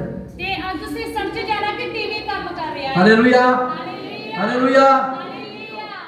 और ये टीवी क्या करता है मैं आपको बताता हूँ। ਤੇ ਇਹ ਟੀਵੀ ਕੀ ਕਰਦਾ ਹੈ ਮੈਂ ਤੁਹਾਨੂੰ ਦੱਸਦਾ ਹਾਂ। आप लोगों को हंसाता भी है और आप लोगों को रुलाता भी है। ਤੁਹਾਨੂੰ ਹਸਾਉਂਦਾ ਵੀ ਹੈ ਤੇ ਤੁਹਾਨੂੰ ਰਲਾਉਂਦਾ ਵੀ ਹੈ। आप पूछे कैसे? ਇਹ ਪੁੱਛੋ ਕਿੱਦਾਂ? पूछिए ना मेरे को कैसे? ਤੁਸੀਂ ਪੁੱਛੋ ਕਿੱਦਾਂ? टीवी कैसे हंसाएगा आपको? पूछिए ना मेरे को। ਟੀਵੀ ਕਿੱਦਾਂ ਹਸਾਏਗਾ? अरे पूछिए तो मेरे को कैसे हंसाएगा? टीवी में कॉमेडी शो चल रहा है। ਟੀਵੀ ਦੇ ਵਿੱਚ ਕਮੇਡੀ ਸ਼ੋ ਚੱਲਦਾ ਹੈ। कॉमेडी मतलब वहाँ कुछ जोक मार रहे हैं, जोक का कुछ। ਕੋਈ ਮਜ਼ਾਕ ਕਰਦੇ ਪਏ ਆ हाँ, ਟੀਵੀ ਦੇ अभी ਵਿੱਚ। राजू भाई तो चले, राजू श्रीवास्तव तो चले गए, दूसरा कोई तो जॉनी लीवर या कोई तो शो हो रहा है उसका ਹਾਂ कॉमेडी ਜੋਨੀ का, ਲੀਵਰ ਦਾ ਕੋਈ ਸ਼ੋ ਹੋ ਰਿਹਾ ਹੈ ਕਮੇਡੀ। कॉमेडी का कोई शो हो रहा है। ਕਮੇਡੀ ਦਾ ਸ਼ੋ ਹੋ ਰਿਹਾ तो ਹੈ। हम लोग टीवी के पास बैठे, ਅਸੀਂ ਟੀਵੀ ਦੇ ਕੋਲ ਬੈਠੇ ਹਾਂ तो ये टीवी हमको बेवकूफ बनाता है। ਤੇ ਟੀਵੀ ਸਾਨੂੰ ਬੇਵਕੂਫ ਬਣਾਉਂਦਾ ਹੈ। कैसे? टीवी में हंसने का कोई जोक आया तो हम जैसे ਟੀਵੀ ਦੇ ਵਿੱਚ ਕੋਈ ਹੱਸਣ ਵਾਲਾ ਮਜ਼ਾਕ ਆਇਆ ਤੇ ਅਸੀਂ ਖੁੱਲ ਕੇ ਹੱਸਦੇ ਹਾਂ। हम हंसते हैं कि नहीं? ਅਸੀਂ ਹੱਸਦੇ ਹਾਂ हंसते हैं कि नहीं? ਅਸੀਂ और फिर ਹੱਸਦੇ वहां ਹਾਂ। मान लो टीवी में कोई मर गया, उसको कंधा लेके जा रहे हो, ਤੇ ਵੇਖਦੇ ਆ ਕੋਈ ਟੀਵੀ ਦੇ ਵਿੱਚ ਮਰ ਜਾਂਦਾ ਉਹਨੂੰ ਉਹ ਮੋਢਾ ਦੇ ਕੇ ਲੈ ਕੇ ਜਾਂਦੇ ਆ।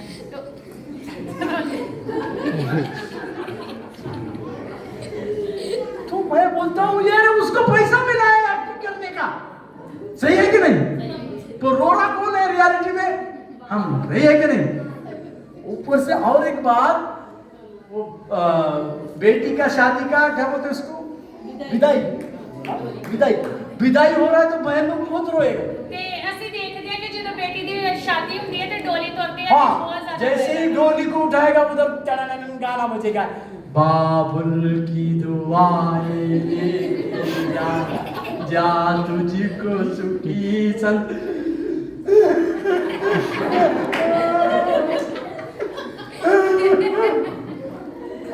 ऐसा रोते हैं हमारे महाराष्ट्र में।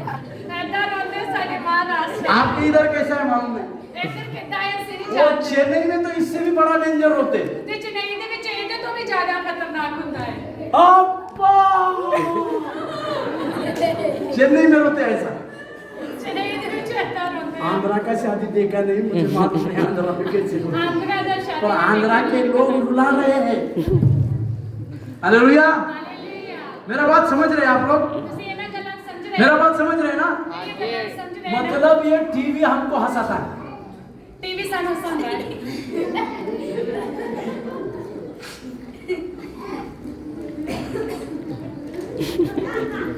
मतलब टीवी से बड़े कार्टून हम बन जाते हैं कभी कभी। हालेलुया। समझ रहे क्या मेरी बात? हाँ। मैं ये इसी के लिए बोल रहा था आपको कि आज हमें इस बात को समझना पड़ेगा। ਮੈਂ ਇਸ ਲਈ ਬੋਲਦਾ ਪਿਆ ਸੀ ਕਿ ਅੱਜ ਇਹਨਾਂ ਗੱਲਾਂ ਨੂੰ ਅਸੀਂ ਸਮਝਣਾ ਹੈ। बाइबल बतलाती है फिलिपियों का पत्री 4 अध्याय का 4 वचन में, ਪਰਮੇਸ਼ਰ ਦੇ ਵਚਨ ਦੱਸਦੇ ਆ ਫਿਲਿੱਪੀਆਂ ਦੇ 4 ਦੇ 4 ਵਚਨ। प्रभु में सदा आनंदित रहो। ਪ੍ਰਭੂ ਦੇ ਵਿੱਚ ਸਦਾ ਆਨੰਦ ਰਹੋ। जो प्रभु में लोग रहते हैं वो आनंदित रहना ਜੋ चाहिए। ਪ੍ਰਭੂ ਦੇ ਵਿੱਚ ਲੋਕ ਰਹਿੰਦੇ ਆ ਸਦਾ ਆਨੰਦ ਰਹਿੰਦੇ ਆ। पर आपको मालूम होना चाहिए आज लोगों को हंसाने के लिए कुछ लोग पैसा दे के हंसाने के लिए ਤੇ भी शो रखता है। ਪਰ ਤੁਹਾਨੂੰ ਪਤਾ ਹੋਣਾ ਚਾਹੀਦਾ ਕਿ ਅੱਜ ਜਿਹੜੇ ਕੁਝ ਲੋਕ ਜਿਹੜੇ ਲੋਕੀ ਪੈਸਾ ਲੈ ਕੇ ਲੋਕਾਂ ਨੂੰ ਹਸਾਉਂਦੇ कॉमेडी शो, ਕਾਮੇਡੀ ਸ਼ੋ किसी कॉमेडियन को बुलाएंगे ਕਿਸੇ ਕਮੇਡੀਅਨ ਐਕਟਰ ਨੂੰ ਬੁਲਾਉਂਦੇ ਆ और वो कुछ कॉमेडी करेगा और हम लोग हंसेंगे। ਤੇ ਉਹ ਕਾਮੇਡੀ ਕਰੇਗਾ ਤੇ ਅਸੀਂ ਹੱਸਾਂਗੇ। पर बाइबल बतलाती है जो पर प्रभु परमेश्वर में है है। वो आनंदित रहेगा। ਪਰ ਪਰਮੇਸ਼ਰ ਦਾ ਵਚਨ ਕਹਿੰਦਾ ਜੋ ਪ੍ਰਭੂ ਦੇ ਵਿੱਚ ਰਹੇਗਾ ਉਹ ਸਦਾ ਹੀ ਆਨੰਦ ਰਹੇਗਾ। हालेलुया। हालेलुया। हाथ उठा के बोलेंगे हालेलुया। हालेलुया। भले आप टीवी देखो ना देखो पर आप आनंदित रहना चाहिए। ਪਰ ਭਾਵੇਂ ਤੁਸੀਂ ਟੀਵੀ ਵੇਖੋ ਜਾਂ ਨਾ ਵੇਖੋ ਤੁਸੀਂ ਸਦਾ ਆਨੰਦ ਰਹਿਣਾ ਚਾਹੀਦਾ। क्योंकि आप जितना आनंदित रहोगे शैतान उतना दुखी होगा। ਉਹਨਾਂ ਹੀ ਸ਼ੈਤਾਨ ਦੁਖੀ ਹੋਵੇਗਾ। तो आपको शैतान को दुखी करना है तो आप हमेशा हंसते रहिएगा। ਜੇ ਤੁਸੀਂ ਸ਼ੈਤਾਨ ਨੂੰ ਦੁਖੀ ਕਰਨਾ ਹਮੇਸ਼ਾ ਖੁਸ਼ ਰਹੋ। हंसते रहिएगा मतलब क्या है? मतलब क्या? खुश रहिएगा। ਹੱਸਣ ਦਾ ਮਤਲਬ ਖੁਸ਼ ਰਹਿਣਾ ਹੈ। जो लोग खुश रहते हैं ना उससे शैतान दूर रहता है। ਜੋ ਲੋਕ ਖੁਸ਼ ਰਹਿੰਦੇ ਆ ਉਹਨਾਂ ਤੋਂ ਜਿਹੜਾ ਸ਼ੈਤਾਨ ਦੂਰ ਰਹਿੰਦਾ ਹੈ। हालेलुया। ਹਾਲੇਲੂਇਆ। दूसरी चीज हमारा आत्मिक जीवन का सूखा घट जाने की बात थी वो दुख। ਅਤੇ ਜੋ ਦੂਸਰੀ ਗੱਲ ਹੈ ਸਾਡਾ ਆਤਮਿਕ ਸਾਡਾ ਨਾਲਾ ਜਿਹੜਾ ਸੁੱਕਦਾ ਹੈ ਉਹ ਹੈ ਦੁੱਖ। एलिया महाराज क्या किए? एलिया महाराज अपने सेवक को छोड़ दिए ਤੇ ਏਲੀਆ ਜਿਹੜਾ ਸੀ ਜਦੋਂ ਉਹਨੇ ਸੁਣਿਆ ਤਾਂ ਆਪਣੀ ਸੇਵਾ ਨੂੰ ਛੱਡ ਕੇ ਭੱਜ और अपना जो वो झाऊ का पेड़ के तले जाके लेट गए ਤੇ ਉਹ ਰਤਮੇ ਦੇ ਪੇੜ ਕੋਲ ਜਾ ਕੇ ਲੰਮੇ ਪੈ ਗਿਆ। और बोले कि बस बस बस खत्म हो ਅਤੇ गया अपना ਉਹਨੇ लाइफ। ਬੋਲਿਆ ਕਿ ਹੁਣ ਬਸ बस खत्म नहीं नहीं हो नहीं गया। अभी बस बस आपने कुछ जीने का नहीं भाई। ਹੁਣ ਮੈਂ ਕੁਛ ਨਹੀਂ ਕਰਨਾ ਬਸ ਖत्म हो गया। तो बाइबल हमको एक बात बताती है, परमेश्वर का वचन नीति वचन 10वां अध्याय के 28वें पद में लिखा हुआ है। बहुत 10 से 8 वचन ਸਾਨੂੰ ਦੱਸਦੇ ਆ। 28वें वचन 10वें अध्याय के 28वें वचन में बहुत 10 से 28 वचन ਸਾਨੂੰ ਦੱਸਦੇ ਆ। नीति वचन 10वां अध्याय के 28वें वचन को देखिएगा। बहुत 10 से 28 वचन ਸਾਨੂੰ ਦੱਸਦੇ ਆ। उसमें ऐसा लिखा हुआ है ਉੱਥੇ ਏਦਾਂ ਲਿਖਿਆ ਹੋਇਆ ਹੈ कि परमेश्वर जब आशीष देता है तो उसमें दुख को नहीं मिलाता। ਉੱਥੇ ਏਦਾਂ ਦੱਸਿਆ ਹੋਇਆ ਕਿ 28 22 ਵਚਨ ਯਹੋਵਾ ਦੀ ਬਰਕਤ ਧਨੀ ਬਣਾਉਂਦੀ ਹੈ ਅਤੇ ਉਸ ਦੇ ਨਾਲ ਉਹ ਸੋਗ ਨਹੀਂ ਮਿਲਾਉਂਦਾ। हाँ किधर है? क्या है? हाँ धर्मियों को आशा रखने में आनंद मिलता है, परंतु दुष्टों की आशा 28 28 28 हाँ 10 का नहीं। हाँ नीति वचन बेस्ट। हाँ ठीक आगे बढ़ेंगे, होते रहते हैं। कोई नहीं होते रहते। हाँ वो उनको देख के मैं वचन बोलता हूँ, आज उल्टा हो गया है। जो सीधे लोगों को भटकाकर कुमार्ग पर ले जाता है वह अपने खोदे हुए गड्ढे में आप ही गिरता है। अच्छा परंतु खरों हाँ हालेलुया।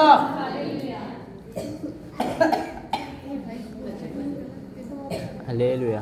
22 भी है ना यहोवा की बरकत धनी हाँ बनती है। वही कहते हाँ 22 से वचन भैया हैं। अच्छा 22 ओके हाँ 22 वचन मैं भूल नहीं, गया। मैंने वो गंदा लगा। 10 का 22 उसमें लिखा हुआ है, धन यहोवा की आशीष ही से मिलता है और वह उसके साथ दुख नहीं मिलाता। यहोवा की बरकत ਜਿਹੜੀ ਹੈ ਧਨੀ ਬਣਾਉਂਦੀ ਹੈ ਕਿ ਉਸ ਦੇ ਨਾਲ ਉਹ ਸੋਗ ਨਹੀਂ ਮਿਲਾਉਂਦਾ। परमेश्वर हमें दुख नहीं देता है कभी। परमेश्वर ਸਾਨੂੰ ਕਦੇ ਵੀ ਦੁੱਖ ਨਹੀਂ ਦਿੰਦਾ। ये दुख जो है ये दुख आने के चलते हमारा आत्मिक जीवन का जो नाला जो सूख सकता है। ਜਦੋਂ ਅਸੀਂ ਦੁੱਖ ਆਉਂਦਾ ਤੇ ਸਾਡਾ ਆਤਮਿਕ ਨਾਲਾ इतना बड़ा भविष्यवक्ता एलिया अपना सब कुछ छोड़ के वो पेड़ के तले जाके लेट गया। ਤੇ ਇੰਨਾ ਵੱਡਾ ਭਵਿੱਖਵਕਤਾ ਜਿਹੜਾ ਆਪਣਾ ਸਾਰਾ ਕੁਝ ਛੱਡ ਕੇ ये लेटने का चिन्ह जो है, लेटने का चिन्ह बहुत बड़ा दुख को दिखाता है। ਜਿਹੜਾ ਲੇਟਨੇ ਦੇ ਲੰਮੇ ਪੈਣ ਦਾ ਚਿੰਨ੍ਹ ਹੈ ਉਹ ਬਹੁਤ ਜ਼ਿਆਦਾ ਵੱਡੇ ਚਿੰਨ੍ਹ ਨੂੰ ਦਿਖਾ पांदा है और एक जगह पे इस प्रकार से लिखा हुआ है, ਤੇ ਹੋਰ ਇੱਕ ਜਗ੍ਹਾ ਤੇ ਇਸ ਤਰ੍ਹਾਂ ਲਿਖਿਆ ਹੋਇਆ ਹੈ दुखी हृदय को परमेश्वर एक अच्छे से मेडिसिन को देता है। ਤੇ ਦੁਖੀ ਹਿਰਦੇ ਦੇ ਵਿੱਚ ਜਿਹੜਾ ਇੱਕ ਅੱਛੇ ਤਰੀਕੇ ਦੇ ਨਾਲ ਮੈਡੀਸਿਨ ਦਿੰਦਾ ਹੈ परमेश्वर दुख देना नहीं चाहता है, ਪਰ ਪਰਮੇਸ਼ਰ ਦੁੱਖ ਦੇਣਾ ਨਹੀਂ ਚਾਹੁੰਦਾ परमेश्वर अपने लोगों को दुख नहीं देता है। ਔਰ ਪਰਮੇਸ਼ਰ ਆਪਣੇ ਲੋਕਾਂ ਨੂੰ ਦੁੱਖ ਨਹੀਂ ਦਿੰਦਾ उत्पत्ति की पत्री में एक व्यक्ति है जिसका नाम हग्गै है। ਉਤਪत्ति ਵਿੱਚ ਇੱਕ ਵਿਅਕਤੀ ਹੈ ਜਿਹਦਾ ਨਾਮ हग्गै हग्गै हग्गै हगई हग्गै सारा का वाइफ, सारा का सौता, अब्राहम का वाइफ। हाँ, अब्राहम का दूसरा पत्नी का नाम हग्गै है। ਹਾਜ਼ਰਾ ਪੰਜਾਬੀ ਦੇ ਵਿੱਚ उधर किधर के अच्छा ठीक है। और उसके बारे में इस प्रकार से लिखा हुआ है, जब उसको एक बच्चा, उसके पेट में एक बच्चा रहा तो सारा उसको सताती थी, इसी के लिए वो वहां से भागी। ਤੇ ਜਦੋਂ ਜਿਹੜੇ ਹਾਜ਼ਰਾ ਹੈ ਜਦੋਂ ਉਹਦੇ ਪੇਟ ਦੇ ਵਿੱਚ ਬੱਚਾ ਆਇਆ ਤੇ ਸੈਰਾ ਉਹਨੂੰ ਸਤਾਉਂਦੀ ਸੀ ਇਸ ਲਈ और ਉਹ उसने ऐसा चाहा कि ये बच्चे को मैं जंगल में छोड़ दूंगी। ਤੇ ਉਹਨੇ ਏਦਾਂ ਕਿਹਾ ਕਿ ਬੱਚੇ ਨੂੰ ਮੈਂ ਜੰਗਲ ਵਿੱਚ और वहां पर परमेश्वर के एक दूत ने उसको दर्शन दिया ਪਰ ਉੱਥੇ ਇੱਕ ਪਰਮੇਸ਼ਰ ਦੇ ਇੱਕ ਦੂਤ ਨੇ ਉਹਨੂੰ ਦਰਸ਼ਨ ਦਿੱਤਾ और हजीरा को ये बात को कहा, ਅਤੇ ਹਾਜ਼ਰਾ ਨੂੰ ਉਹ ਦੂਤ ਨੇ ਕਿਹਾ हजीरा तू अपने स्वामी के घर पे चली जा, ਹਾਜ਼ਰਾ ਤੂੰ ਆਪਣੇ ਸੁਆਮੀ ਦੇ ਘਰ ਚਲੇ ਜਾ तुझे एक पुत्र होगा, ਤੈਨੂੰ ਇੱਕ ਪੁੱਤਰ ਹੋਵੇਗਾ उसका नाम इस्माइल रखा जाएगा, ਉਹਦਾ ਨਾਮ ਸਮਾਈਲ ਰੱਖਣਾ तू घर चला जा। ਤੂੰ ਘਰ ਚਲਾ ਜਾ उस समय हजीरा ने उस दूत को देखकर एक नाम लिखा, मेरे दुखों को जानने वाला परमेश्वर। ਉਹਨੇ ਜਦੋਂ ਦੂਤ ਨੂੰ ਵੇਖਿਆ ਤਾਂ ਉਹਨੂੰ ਕਿਹਾ ਕਿ ਮੇਰੇ ਦੁੱਖ ਨੂੰ ਜਾਣਨ ਵਾਲਾ ਮੇਰਾ ਪਰਮੇਸ਼ਰ ਆ इसके लिए उसने यल्लोई अत्ता यल्लोई बोलकर इब्रू में नाम दिया उस जगह का, अत्ता यल्लोई। हाँ, मेरे दुखों को जानने वाला परमेश्वर। ਮੇਰੇ ਦੁੱਖਾਂ ਨੂੰ ਜਾਣਨ ਵਾਲਾ ਪਰਮੇਸ਼ਰ मतलब परमेश्वर हमारे दुखों को जानता है, ਮਤਲਬ ਇਹ ਕਿ ਪਰਮੇਸ਼ਰ ਸਾਡੇ ਦੁੱਖ ਨੂੰ ਜਾਣਦਾ ਹੈ इसी के लिए हमें दुख होने की जरूरत नहीं है। ਸਾਨੂੰ ਦੁਖੀ ਹੋਣ ਦੀ पर ਜ਼ਰੂरत ये नहीं है दुख आने के चलते हम हमारे आत्मिक जीवन का एक सोता या ये हमारा मूल जो भूल जा सकते हैं। ਜਿਹੜੇ ਇਹ ਦੁੱਖ ਆਉਂਦੇ ਆ ਇਹ ਸੋਤਾ ਜਿਹੜਾ ਹੈ ਸਾਡੇ ਦੁੱਖਾਂ ਨੂੰ भूल सकते हैं हम। ਇਹਨਾਂ ਨੂੰ ਭੁਲਾ ਸਕਦੇ ਹਾਂ ਅਸੀਂ तीसरी और एक बात बोल के खत्म करते हैं। ਇੱਕ ਤੀਜੀ ਇੱਕ ਗੱਲ तीसरी ਹੋਰ। बात, हमारे आत्मिक सुख का जो है वो आत्मिक जीवन का जो सूखने का तीसरा कारण है, ਆਤਮਿਕ ਜੀਵਨ ਦਾ ਸੁੱਕਣ ਦਾ ਇੱਕ ਤੀਜਾ ਕਾਰਨ ਹੈ उसी वचन को पढ़िएगा, पहला राजा का पत्री 19वें अध्याय के 4 वचन को पढ़िएगा। ਪਹਿਲਾ ਰਾਜਾ ਉਹਦੇ 19 ਦੇ 4 ਵਚਨ ਨੂੰ ਪੜਾਂਗੇ पहला राजा का पत्री 19वें अध्याय का 4था वचन। ਪਹਿਲਾ ਰਾਜਾ 19 ਦੇ ਆਏ ਉਹਦਾ ਚੌਥਾ ਵਚਨ हाँ, ਪੜਾਂਗੇ परंतु वो स्वयं जंगल में एक दिन के मार्ग पर जाकर एक झाऊ के पेड़ के तले बैठ गया। हाँ, वहां उसने यह कहकर अपनी मृत्यु मांगी, हे यहोवा, बस है, अब मेरा प्राण ले ले, क्योंकि मैं अपने पुरखाओं से अच्छा नहीं हूँ। एक बहुत बड़ा भविष्यवक्ता परमेश्वर को प्रार्थना कर रहा है कि मुझे मार दो। ਅਤੇ ਇੱਕ ਵੱਡਾ ਭਵਿਸ਼ਵਕਤਾ ਪਰਮੇਸ਼ਰ ਦੇ ਅੱਗੇ ਪ੍ਰਾਰਥਨਾ ਕਰਦਾ ਪਿਆ ਹੈ ਕਿ ਮੇਰੀ ਜਾਨ ਨੂੰ ਲੈ ਲਾ क्यों? उसके अंदर भय की आत्मा आ गई है। ਕਿਉਂ ਉਹਦੇ ਅੰਦਰ ਇੱਕ ਜਿਹੜੀ ਡਰ ਦੀ ਆਤਮਾ ਆ ਗਈ ਆ जिसके अंदर भय की आत्मा आती है, ਜਿਹਦੇ ਅੰਦਰ डर ਦੀ आत्मा आती है उस समय हमारे आत्मिक नाला सूख सकता है। उस समय सारा आत्मिक नाला सूख सकता है परंतु बाइबल हमको दूसरा तिमोथी का पत्री पहले अध्याय के 7वें वचन में इस प्रकार से लिखा हुआ और है, परमेश्वर का वचन है दूसरा तिमोथी 4 के 7 वचन ऐसा कहते एक का 7, एक का 7 वचन उसमें ऐसा लिखा हुआ है, ਉਹਦੇ ਵਿੱਚ ऐसा लिखा हुआ है परमेश्वर ने हमें भय की नहीं परमेश्वर ने सानू डर दी नहीं परंतु सामर्थ की आत्मा दी है। परमेश्वर ने सानू समर्थ दी आत्मा दी है हाथों को उठाएंगे हम सब लोग ऐसा अपने हाथों ਨੂੰ ਉਠਾਵਾਂਗੇ ਸਾਰੇ ਇਦਾਂ बोलेंगे, परमेश्वर ने परमेश्वर ने मुझे मुझे भय की नहीं भय की नहीं सामर्थ की सामर्थ की धीरज की आत्मा दी है। धीरज की आत्मा दी है हालेलुया, हालेलुया। इसका मतलब क्या है? जब भय हमारे अंदर चले आता है, ਇਹਦਾ ਮਤਲਬ ਕੀ ਹੈ ਜਦੋਂ ਡਰ ਸਾਡੇ ਅੰਦਰ ਆ ਜਾਂਦਾ ਹੈ हमारा आत्मिक जीवन का नाला सूख सकता है। ਸਾਡਾ ਆਤਮਿਕ ਜੀਵਨ ਦਾ ਨਾਲਾ ਸੁੱਕ ਸਕਦਾ ਹੈ यीशु मसीह एक नाव में सोए हैं, ਯੀਸ਼ੂ ਮਸੀਹ ਇੱਕ ਬੇੜੀ ਵਿੱਚ सोए तो समय खत्म हो गया बोल के नहीं दिखा रहा हूँ वचन, और समा खत्म ऊपर हो गया मतलब नहीं दिखा रहे वचन ही पढ़ लिया यीशु मसीह नाव पे सोए, ते यीशु मसीह बेड़ी विच सुते 12 चेले में गुजरे, ते 12 चेले भी इधर ही आ तूफान आ गया, अते उत्थे तूफान आ गया, सब डर रहे। सारे डर रहे आ। कोई बोला रे बाबू क्या हो रहा है, क्या हो रहा है, हवा इधर आ रही है, हवा उधर आ रही है। ते सारे डरदे पे, कोई बोल रहा हवा आ रही है, हवा आ रही है। एक ही व्यक्ति है जो नहीं डर रहे हैं। पर एक ही व्यक्ति है जेड़ा नहीं डर रहा। कौन? वो कौन है? कौन? जोर से बोलिए। यीशु मसीह। वो तो सही बात है, वो तो सो रहे हैं। और सही गल है, वो सो रहा है। उसमें से एक चेला, सबसे हैंडसम चेला अपने गुरु के पास गया। ओदा 12 विचों एक जाना जेड़ा सब तो सोना वधिया वो अपने गुरु दे कोल आया। पतरस, गुरुजी, अरे हम मर रहे हैं ਅਸੀਂ ਮਰ ਰਹੇ ਹਾਂ और आप आराम से सोए ਤੇ हैं, ਤੁਸੀਂ ਬੜੀ ਸ਼ਾਂਤੀ ਦੇ ਨਾਲ ਸੌ ਰਹੇ ਹੋ।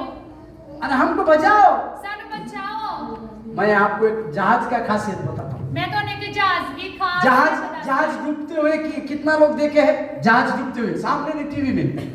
जहाज डूबते हुए देखे हैं क्या? टीवी में, टीवी में देखे, टीवी में नहीं देखे तो एक बार देख लीजिए जहाज कैसे डूबता है। ਤੁਸੀਂ ਜਹਾਜ਼ ਨੂੰ मतलब ਡੋਬਦਿਆਂ ਹੋਇਆ कौन से साइड से डूबता है जहाज? ਕਿਹੜੀ ਸਾਈਡ ਤੋਂ ਡੁੱਬਦਾ ਹੈ ਜਹਾਜ਼? वो साइड से डूबेगा कि ये साइड से? अगली साइड तो कि पिछली साइड तो? बताइए। दसो। हाँ? ठीक है, मैं आप देख लीजिएगा। जो कोई भी जहाज डूबेगा तो पिछले साइड से डूबेगा। ਤੁਸੀਂ ਦੇਖ ਲੈਣਾ कोई भी जहाज डूबेगा तो पिछली साइड तो ही डूबेगा। बड़ा टाइटैनिक जो जहाज पीछे के साइड डूबा था, टाइटैनिक जहाज पीछे साइड। टैक्सी जहाज जेड़ा सी वो पिछले दी साइड तो ही वो है। बाइबल बताती है पिछली गद्दी पर कौन सो रहा है? पिछली गद्दी पे कौन सो रहा है? यीशु मसीह। यीशु मसीह। ये लोग मछुआरे हैं। ये जिन लोग हैं मच्छियां पकड़ने इनको वाले हैं। मालूम है जहाज पहले कैसे डूबेगा। उन्हें पता है कि जहाज कितना डूबेगा। भयभीत होने वाली आत्मा उनके अंदर आई है। पर डर वाली आत्मा ना दे। डर रहे हैं अभी क्या हो रहा है बाबा? क्या हो गया, क्या होगा, क्या होगा? डर रहे हैं। और डर रहे हैं। उनको ये पता ही नहीं अगर जहाज डूबेगा सबसे पहले पिछले गति पर यीशु मसीह है, वो ना डूबेंगे। उन्हें पता है कि ਜਦੋਂ भी जहाज डूबेगा पिछले साइड डूबेगा तो उठी कौन है? यीशु मसीह। पर ये लोग अपना जान बचाने के लिए यीशु के पास आए। ते ये ਜਿਹੜੇ ਚੇਲੇ ਆਏ ਆਪਣੀ ਜਾਨ ਨੂੰ ਬਚਾਉਣ ਦੇ ਲਈ यीशु ਦੇ ਕੋਲ ਆਏ ਆ। यीशु उठे यीशु उठे और समुद्र को बोले थम जाओ। ਅਤੇ ਸਮੁੰਦਰ ਨੂੰ ਕਹੇ ਤੂੰ ਰੁਕ ਜਾ। वचन में ऐसा लिखा हुआ है बात में। परमेश्वर ਦੇ वचन ਵਿੱਚ ਏਦਾਂ ਹੀ ਦੱਸਿਆ ਹੋਇਆ ਹੈ। चेला लोग बोला रहे ये कौन है? ਤੇ ਚੇਲਾ ਲੋਕ ਕਹਿੰਦੇ ਕੌਣ ਆ? आंधी तूफान भी इसका बात मानता है। ਤੇ ਜਿਹੜਾ तूफान आंदी है और ਇਹਦੀ ਗੱਲ ਨੂੰ ਮੰਨਦੇ ਆ। मेरा कहने का मतलब क्या है, जब भी भय की आत्मा हमारे अंदर आती है हमको कुछ समझेगा नहीं। ਤੇ ਮੇਰੇ ਕਹਿਣ ਦਾ ਮਤਲਬ ਕੀ ਹੈ ਜਦੋਂ ਵੀ ਡਰ ਦੀ ਆਤਮਾ ਅੰਦਰ ਆਂਦੀ ਹੈ ਤੇ ਸਾਨੂੰ ਪਤਾ ਹੀ ਨਹੀਂ ਆ। पर जो नाव में आप और हम बैठे हैं, ਜਿਹੜੀ ਕਿਸ਼ਤੀ ਦੇ ਵਿੱਚ ਤੁਸੀਂ ਤੇ ਮੈਂ ਬੈਠੇ ਆ, अरे वो नाव कौन क्या डुबाएगा? जिसके पीछे यीशु मसीह है। ਤੇ ਉਹ ਬੇੜੀ ਨੂੰ ਕੌਣ ਡੁਬਾਵੇਗਾ ਜਿਹਦੇ ਪਿੱਛੇ हालेलुया, हालेलुया। कभी हम हमारे परिवार में ऐसा सोचते हैं, मेरा परिवार का नाव डूब जाएगा। ਮੇਰੇ ਪਰਿਵਾਰ ਦਾ ਬੇੜੀ ਕੀ ਹੋਵੇਗਾ? ਡੁੱਬ ਜਾਵੇਗਾ। अगर उस परिवार में यीशु मसीह को आपने अपने परिवार में स्थान दिया है तो उस परिवार का नाम यीशु मसीह डूबने नहीं देंगे। ਤੇ ਜਿਸ ਪਰਿਵਾਰ ਨੇ ਆਪਣੇ ਜੀਵਨ ਦੇ ਵਿੱਚ ਪ੍ਰਭੂ ਨੂੰ ਰੱਖਿਆ ਉਹਨਾਂ ਦੀ ਬੇੜੀ ਕਦੇ ਵੀ ਨਹੀਂ ਡੁੱਬੇਗੀ। तीन चीजों को हमने देखा ਤਿੰਨ ਗੱਲਾਂ ਨੂੰ ਅਸੀਂ ਦੇਖਿਆ जो हमारे आत्मिक जीवन का नाला सुखा सकता है। ਜੋ ਸਾਡੀ ਆਤਮਿਕ ਜਿਹੜਾ ਹੈ ਨਾਲਾ ਸੁਕਾ ਸਕਦਾ ਹੈ। पहला निराशा, ਪਹਿਲੀ ਜਿਹੜੀ ਹੈ ਪਰੇਸ਼ਾਨੀ, दूसरा है दुख, ਦੂਸਰਾ ਹੈ ਦੁੱਖ, तीसरा है भय। तीसरा है डर दी आत्मा। ये सब जो है हमारे जीवन में आने के बाद हमारा आत्मिक जीवन का नाला सुखा सकते हैं। ਇਸ ਜਿਹੜੀਆਂ ਗੱਲਾਂ ਹੈ ਸਾਡੇ ਜੀਵਨ ਦੇ ਵਿੱਚ ਆਉਣ ਦੇ ਕਾਰਨ ਤੇ ਜਿਹੜੀਆਂ ਸਾਡਾ ਆਤਮਿਕ ਨਾਲਾ ਹੈ परंतु सारी बातों में परमेश्वर हमारे जीवन को बदलने वाला परमेश्वर है। ਇਹਨਾਂ ਸਾਰੀਆਂ ਗੱਲਾਂ ਦੇ ਵਿੱਚ ਪਰਮੇਸ਼ਰ ਸਾਡੀਆਂ ਗੱਲਾਂ ਵਿੱਚ आइए हम सब लोग खड़े हो जाएंगे। और सब जना